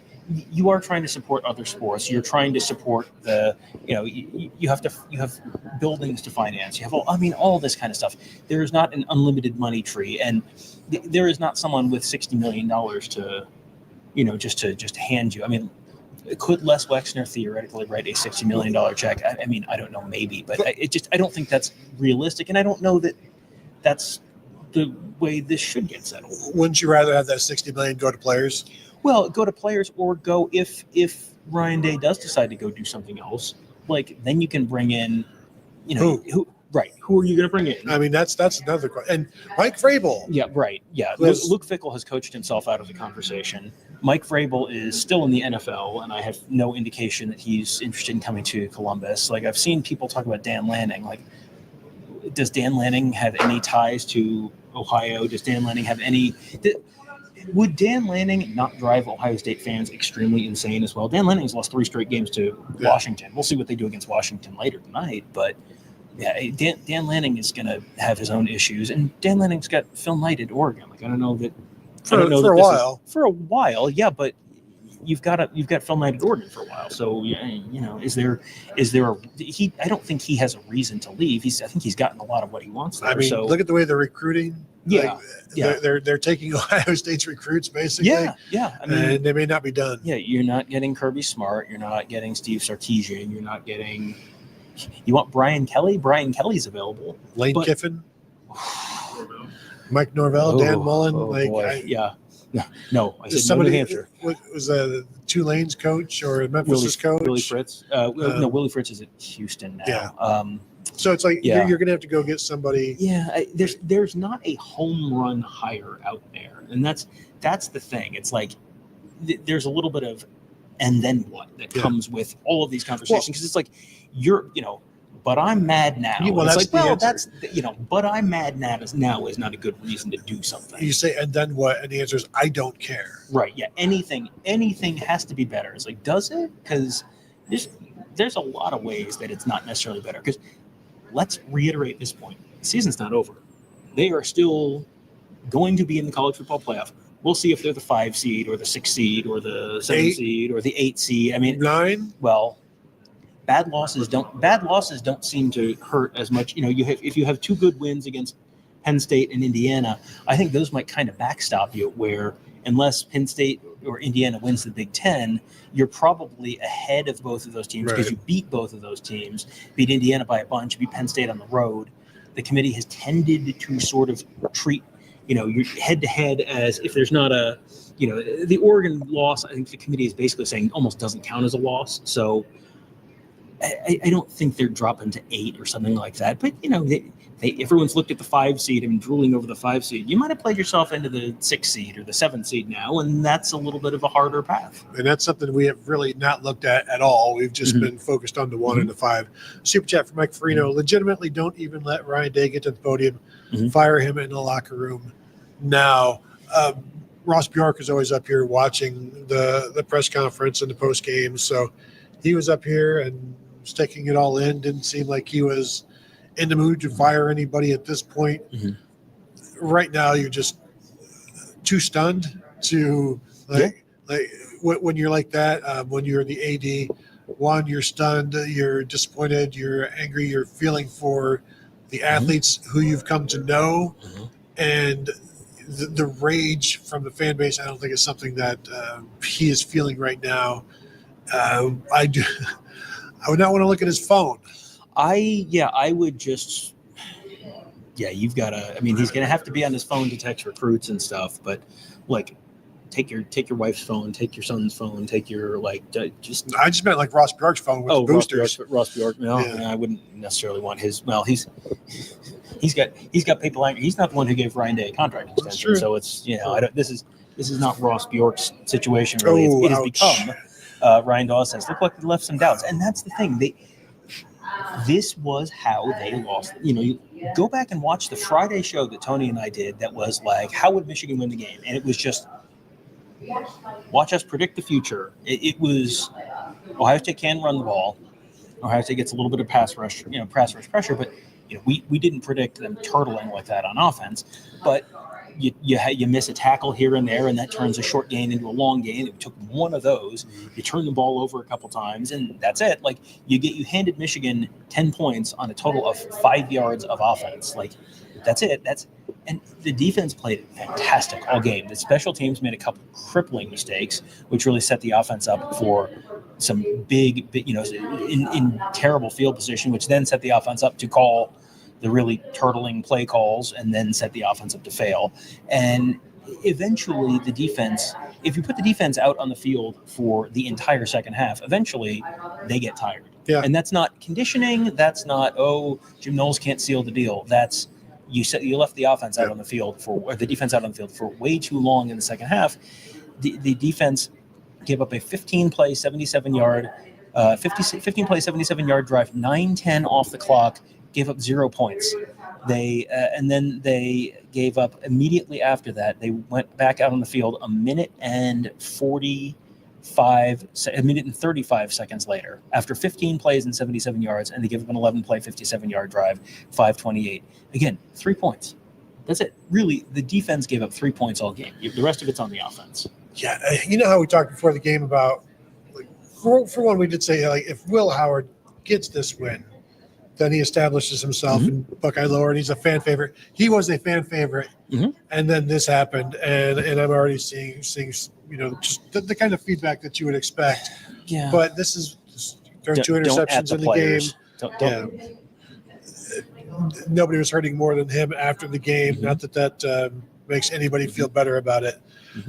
Super chat from Mr. Jonathan West. Save us, Urban. You're our only hope.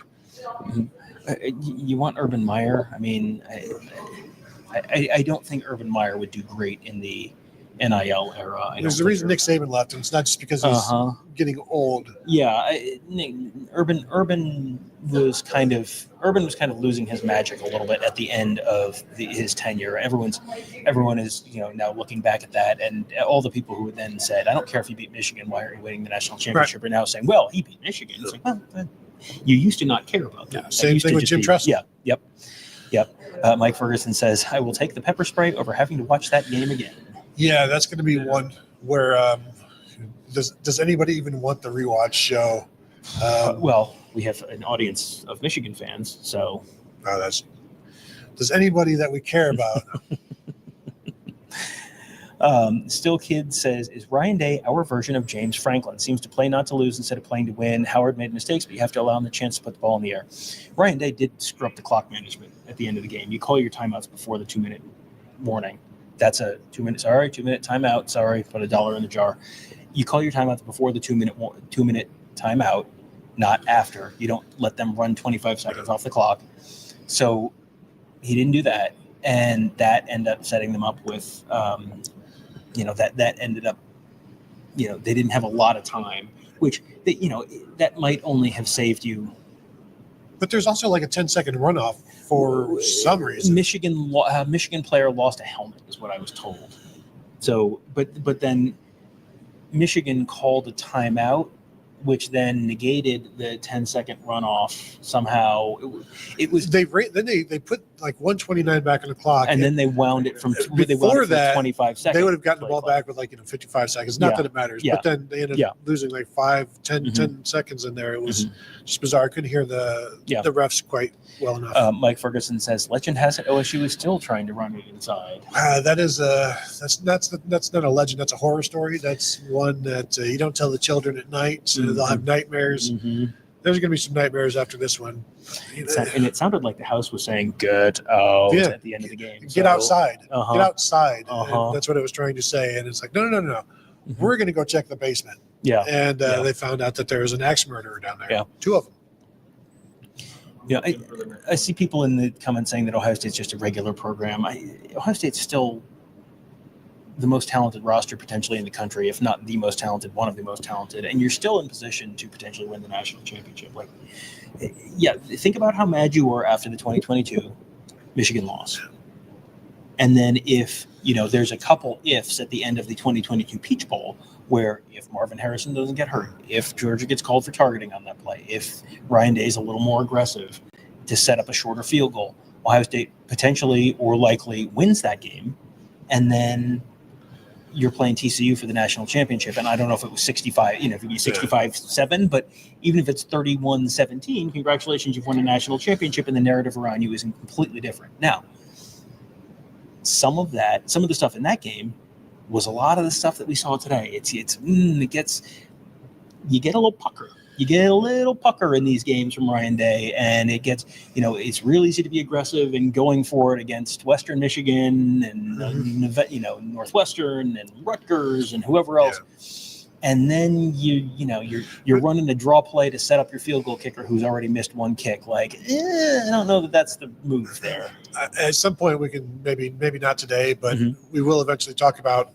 So who is coming to Columbus in 3 weeks? Because Tennessee, Georgia, some of these programs that we talk about, wouldn't it be great to see? And then how do you think those programs are feeling about we got to play Ohio State? So I think there's still some concern from the rest of the nation about Ohio State.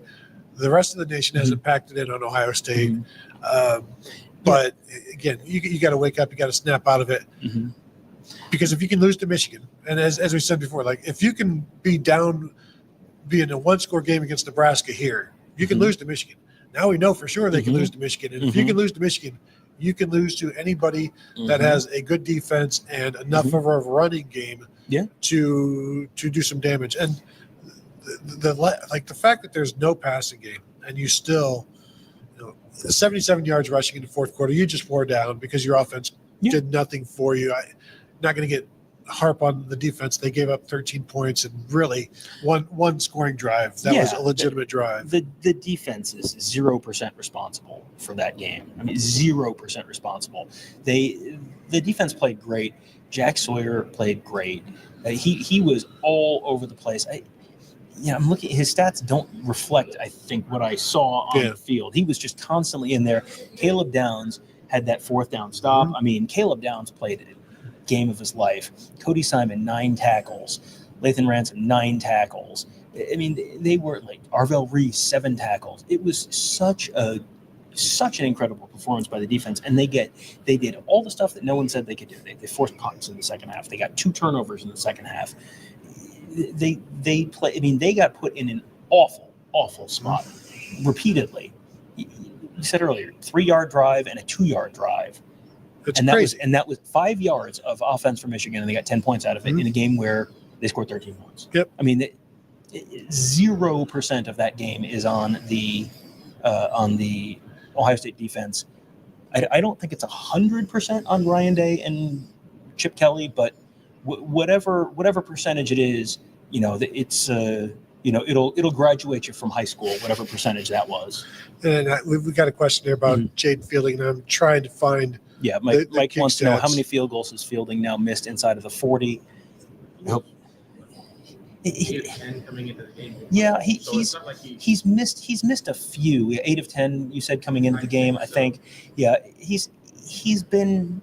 You sort of assume that a kicker at Ohio State is going to be more or less automatic because over the years it's kind of been that way. And Noah Ruggles, everyone remembers him now for the Georgia kick, but Noah Ruggles was a great kicker at Ohio State and made some really clutch field goals over his career.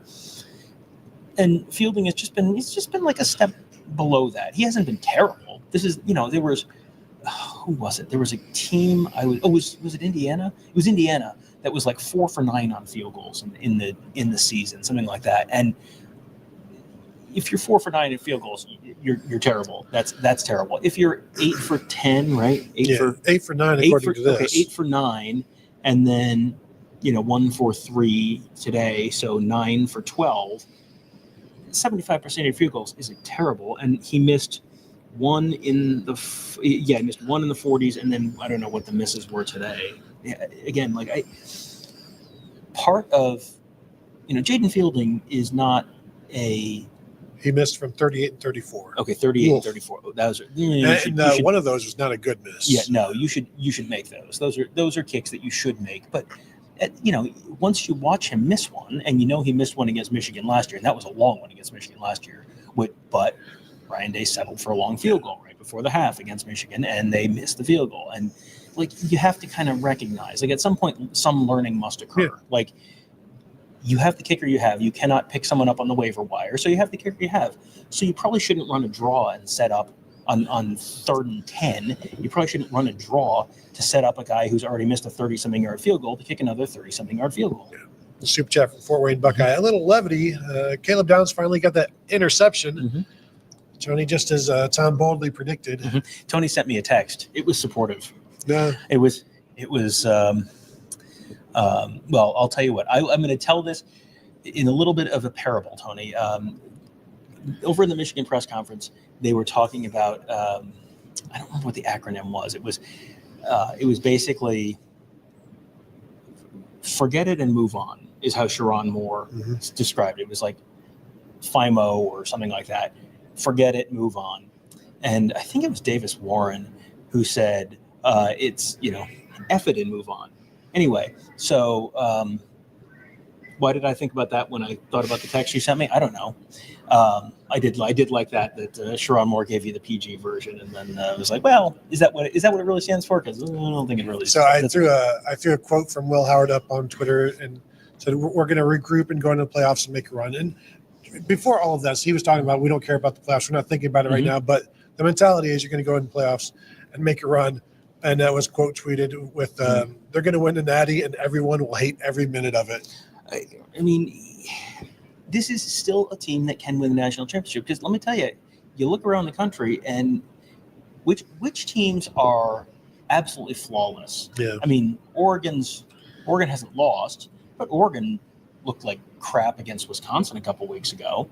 Georgia went to 8 overtimes against Georgia Tech last night. I mean, Texas has not beaten anyone. We'll see what Texas looks like against Texas A&M on Saturday night. But so far, they don't have any, great, amazing wins. So you look at the rest of the nation, and it's like, well, Ohio State's not going to win a national championship. Obviously, it's like, okay, well, who is? It's like, well, I mean, Oregon's probably the favorite at this point. But is Oregon unbeatable? I don't think Oregon's unbeatable. Super chat from Benjamin V. Hammer still coming. Ohio State loses again because of Stallions. Y'all are ridiculous, but enjoy the $10 because you used to be fair, good sports before Michigan turned the rivalry around. Has anyone said Connor Stallion's name on this show? I just said it right there. Well, okay, there. So you tricked me. It That's did. $10 to trick me. Does anyone think? I saw someone on Twitter saying, "Oh, you're just going to be making excuses for like." Is anyone making excuses? We picked Michigan last year. Yeah, we picked Michigan to win the game that they won last year. This year, I did not expect Ryan Day and Chip Kelly to poop down their legs, but they did. Yeah, no.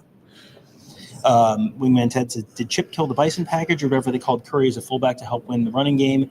Felt like they only ran into a wall on repeat. We haven't really seen that this year. They've run like Patrick Gerd as a fullback there. They've run the T formation there and some things like that, but they haven't really used the extra linemen because they've got enough tight ends now to do it. I think maybe that's one of the reasons they've been short on tight ends in the past, where you're still trying to develop G. Scott or Sam Hart or Joe Royer. Like, you've got all these guys that came in as wide receivers, so it's not really what they do. But now you've got a bunch of tight ends that you can use, and they're doing it in different ways. Not successful. Halftime score at in Happy Valley, Penn State 31, Maryland 7. So I'm going to say you can go ahead and cancel the hotel reservation for Indianapolis for next week. So are we looking? And so now James Franklin has an opportunity to go in and James Franklin has an opportunity to go in and win a Big Ten championship against the number one team in the country and potentially be the number one team in the country. And all it took was Ohio State losing their game and Penn State just handling their business. I don't think they'll get there. I think they're probably going to lose to Oregon, but it's interesting to me, leaving that Penn State game, walking out with the fan base, walking out with the Penn State fans in that game to get to the post-game media press conference, and just walking next to a guy just like you, and he was just completely devastated. And I'm like, hey, you still got the playoffs. He's like, I don't care. And now it's like, I wonder what he's saying right now. Well, and so that's the thing. Time Like, heals all wounds unless you lose to Michigan. Well, and I have a feeling that it's not going to be 73,000 people inside the Horseshoe on December 21st or whatever when they're playing. Do you think it will be 105,000? It was 106,005. It was 105 plus against Indiana. Do you think it's a sellout type of? It should be. I mean, you're going to be seeing a pretty good opponent as well. You're going to be seeing a pretty good opponent, probably an opponent you haven't seen before. Let's just look, and we'll obviously, is the college football playoff selection show going to be, the show on Tuesday night going to be fascinating this week. So, or you're probably going to end up with like an SMU, and it's going to be like, I don't think could get a Clemson. So, Clemson lost to South Carolina, so you could get a South Carolina. You could get a South Carolina. You could get an Ole Miss. You could get an Alabama. You telling me that Alabama coming up to Columbus in December, you're going to be like, no, I'm mad. Like the people who are saying that right now are the same people who were saying to us that, well, if the players get paid, I'm not going to watch college football anymore. Well, guess what? It's been an awesome college football season. So, it's if Alabama is coming to Columbus in December and you want to stomp your feet and be mad and not come to the game, like that's fine. But that's going to be a heck of a scene. That's going to be a heck of a game. And, it's, again, Ohio State has the opportunity to win the national championship this year. And if they do, you're not, you're mad now. You think you're never going to forgive Ryan Day for this. If they win the national championship, guess what? You're not going to be saying, yes, but they lost to Michigan and I'm still mad. Yeah, the 2022 season, I think we all would agree the Michigan loss wouldn't have mattered at all. Now, when you tally them all up, it's like, well, you still haven't done this, but it's like, yeah, here's my national championship ring. I can't hear you over the bling, but there's no bling right now, so it's very loud on the Michigan front. Well, and Ohio State lost to a 6-win team in 2014. At home. So, that was earlier in the season, obviously, but this is the new reality of college football. And aren't you going to be happy in a few days when JT Tuimoloau last year, was it last year or 2 years ago after the Michigan loss? It must have been 2 years ago. They got a couple days after the Michigan loss in 2022 and were mad and upset, and everyone was everyone was angry. And then JT Tuimoloau got up and talked to the team about like, hey, you still have the opportunity to win the national championship if some stuff falls right. You don't even need anything to fall right. You still have the opportunity to win the national championship. Ohio State's not dropping to 15 in the college football rankings. They're going to be 4, 5. You're going to in the rankings, which then moves you into probably like the 6-ish seed, something like that. It's if the ultimate goal is to win the national championship, that is still ahead of you. If they come out and they lose on December 21st, like we're having a different conversation about everything. But right now, that's still ahead of you. Jordan Kapler, Super Chat. Am I crazy to be tired of the history book stuff? Win by rushing the ball. Really? How'd that work for you when it was obvious you could throw all over them? Prize comes before the fall, but where does stubbornness take you? It takes you to Columbus, Ohio on December 20th or December 21st. You know, it's interesting, and I've been saying it's kind of like, self-fulfilling prophecy. Reminds me of a story my aunt once told me about how she had a family friend. This family friend went to a psychic one time, and the psychic told him, Didn't see that coming. No. The psychic told him, you're going to die from a fall. And the dude was sleeping in a chair on his porch, on the swing on his porch, and he fell out and he had a heart attack because he scared himself and died. And now that's just, some old ant's tale type of thing. But this is, hey, if you don't run the ball, you can't possibly win. And I can assure you, you can win the game by not running as well as the other team, especially if you're limiting the other team. It's that fourth quarter when you could do nothing and Michigan was able to just continue to get 29. And so it is a very stubborn thing that when he kept talking about the team that runs the ball wins the game. Yes, we know that, but some of that is also leading and running the clock out. There's a correlation causation thing there. And if you're running the ball, you're probably even or ahead. Michigan was running the ball a bunch because they were trying to shorten the game. And Ohio State was running the ball because it felt like they were trying to prove a point. And I mean, okay, you have it was the exact opposite of the 2020 Big Ten championship game. Because do you remember sitting we were looking in the stands or something, right? No, I was in the stand shooting photos. You were probably up in the press box, but I remember sitting there.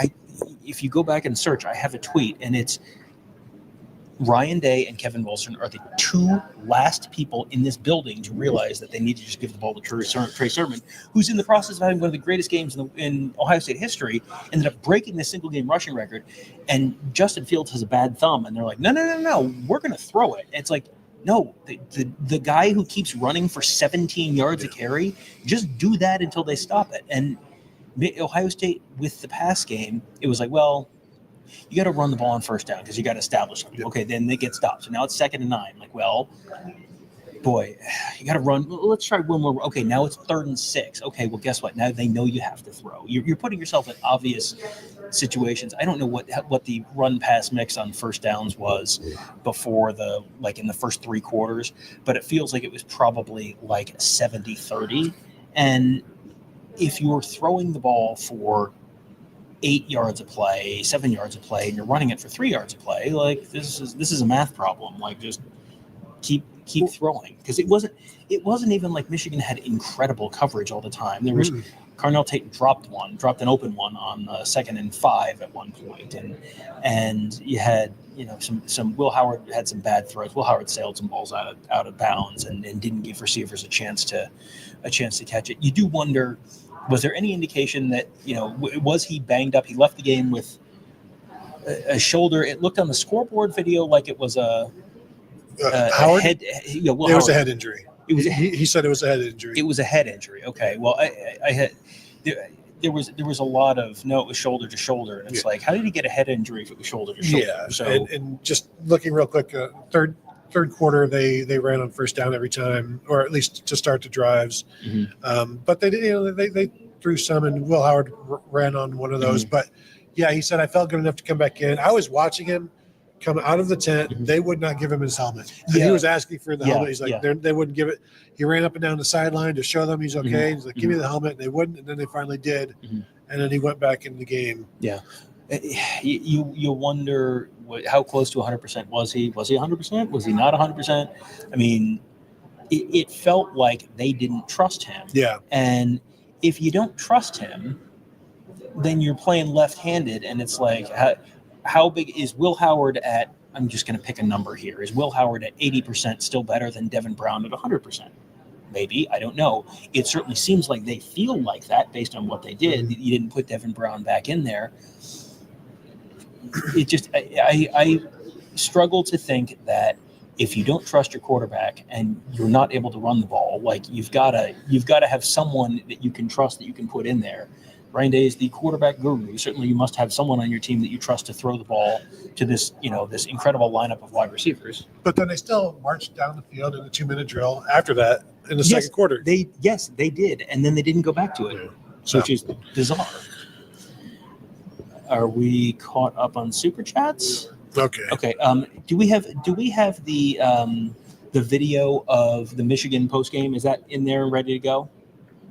I sent it to you and our friend in Florida. Okay. Yes. Is it ready to punch up? Yeah. Okay. So here's a little bit from the Michigan postgame. The two guys up there are Makari Page, the defensive back, and Davis Warren, the quarterback. The first question is to Davis Warren, and it was just sort of about Michigan's identity and the whole smash thing. And just what I want you to listen for, really, it's a couple minutes. The last quote, it was really kind of about the flag planting thing, and it is about as big of a dagger as you can possibly deliver. I think, we talk about it.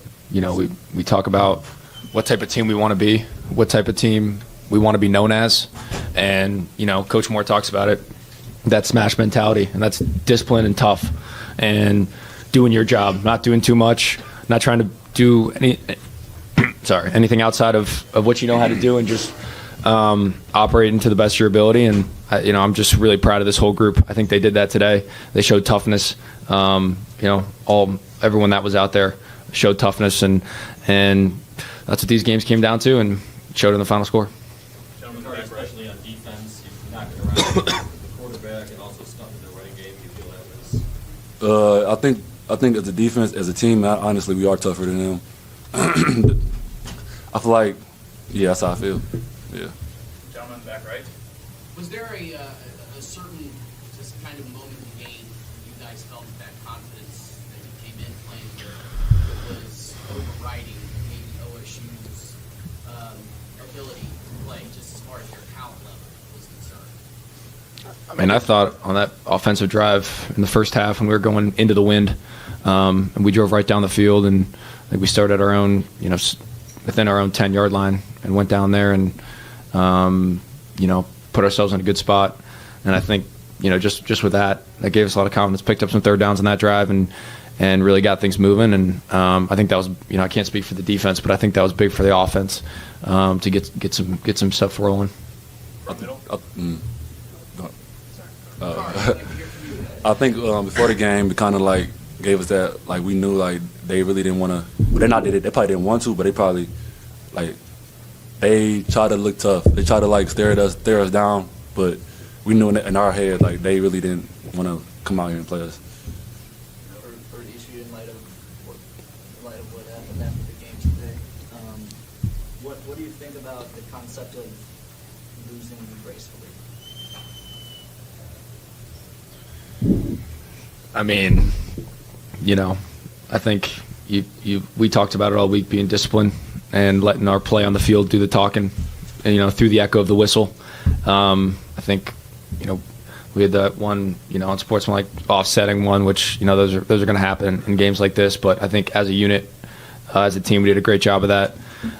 What happened at the end, I can't speak for that, but, we're going to win in your house, and we're going to plant the flag. You should have done something about it, We're going to win in your house, and we're going to plant the flag. I mean, they checked both of those boxes. One thing that I heard that I had not thought about, but someone asked Sharon Moore a question about the fact that since Ryan Day's Hang 100 comments, Ohio State has played Michigan 4 times. They are 0-4, and they have yet to total 100 points in those 4 games. Well, that's yeah. So Michigan was aware of those comments? It turns out that Michigan was, in fact, aware of those comments. Yeah.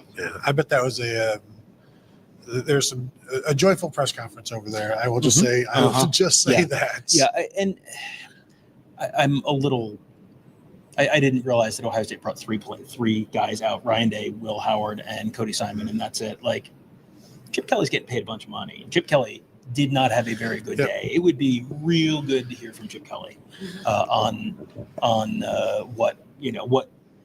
what was the game plan exactly. And I mean, Ryan Day during the week looked confident, comfortable. Right? I mean, it was like Ryan Day was like, much like before Indiana. It was like he knew something that other people didn't know, and I was like, well, I mean, they must feel real good about their game plan. They were counting their gold pants before they were forged. Well, and like, what was the game plan that you felt so great about?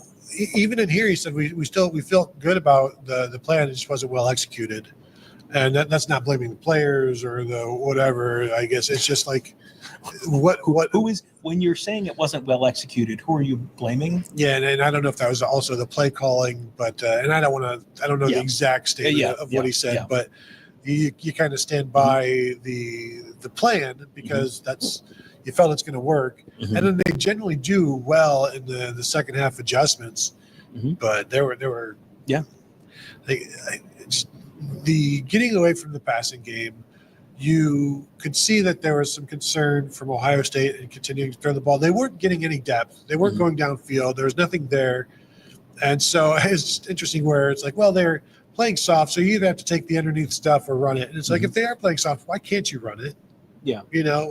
There were times where it was a 5 or 6 man box, and they still were only going to get 5 yards in there. Well, and we talked all about they ran the speed option, and the speed option was one of the best games of the game, and then they didn't go back to it. And it's like, well, you don't have to run the ball between tackles. If you can't run the ball between tackles, do something else. Like, there's lots of other stuff you can do. That was the third longest gain of the game, 17 yards. And I look at this, and it's after the interception that Will Howard threw, the second one.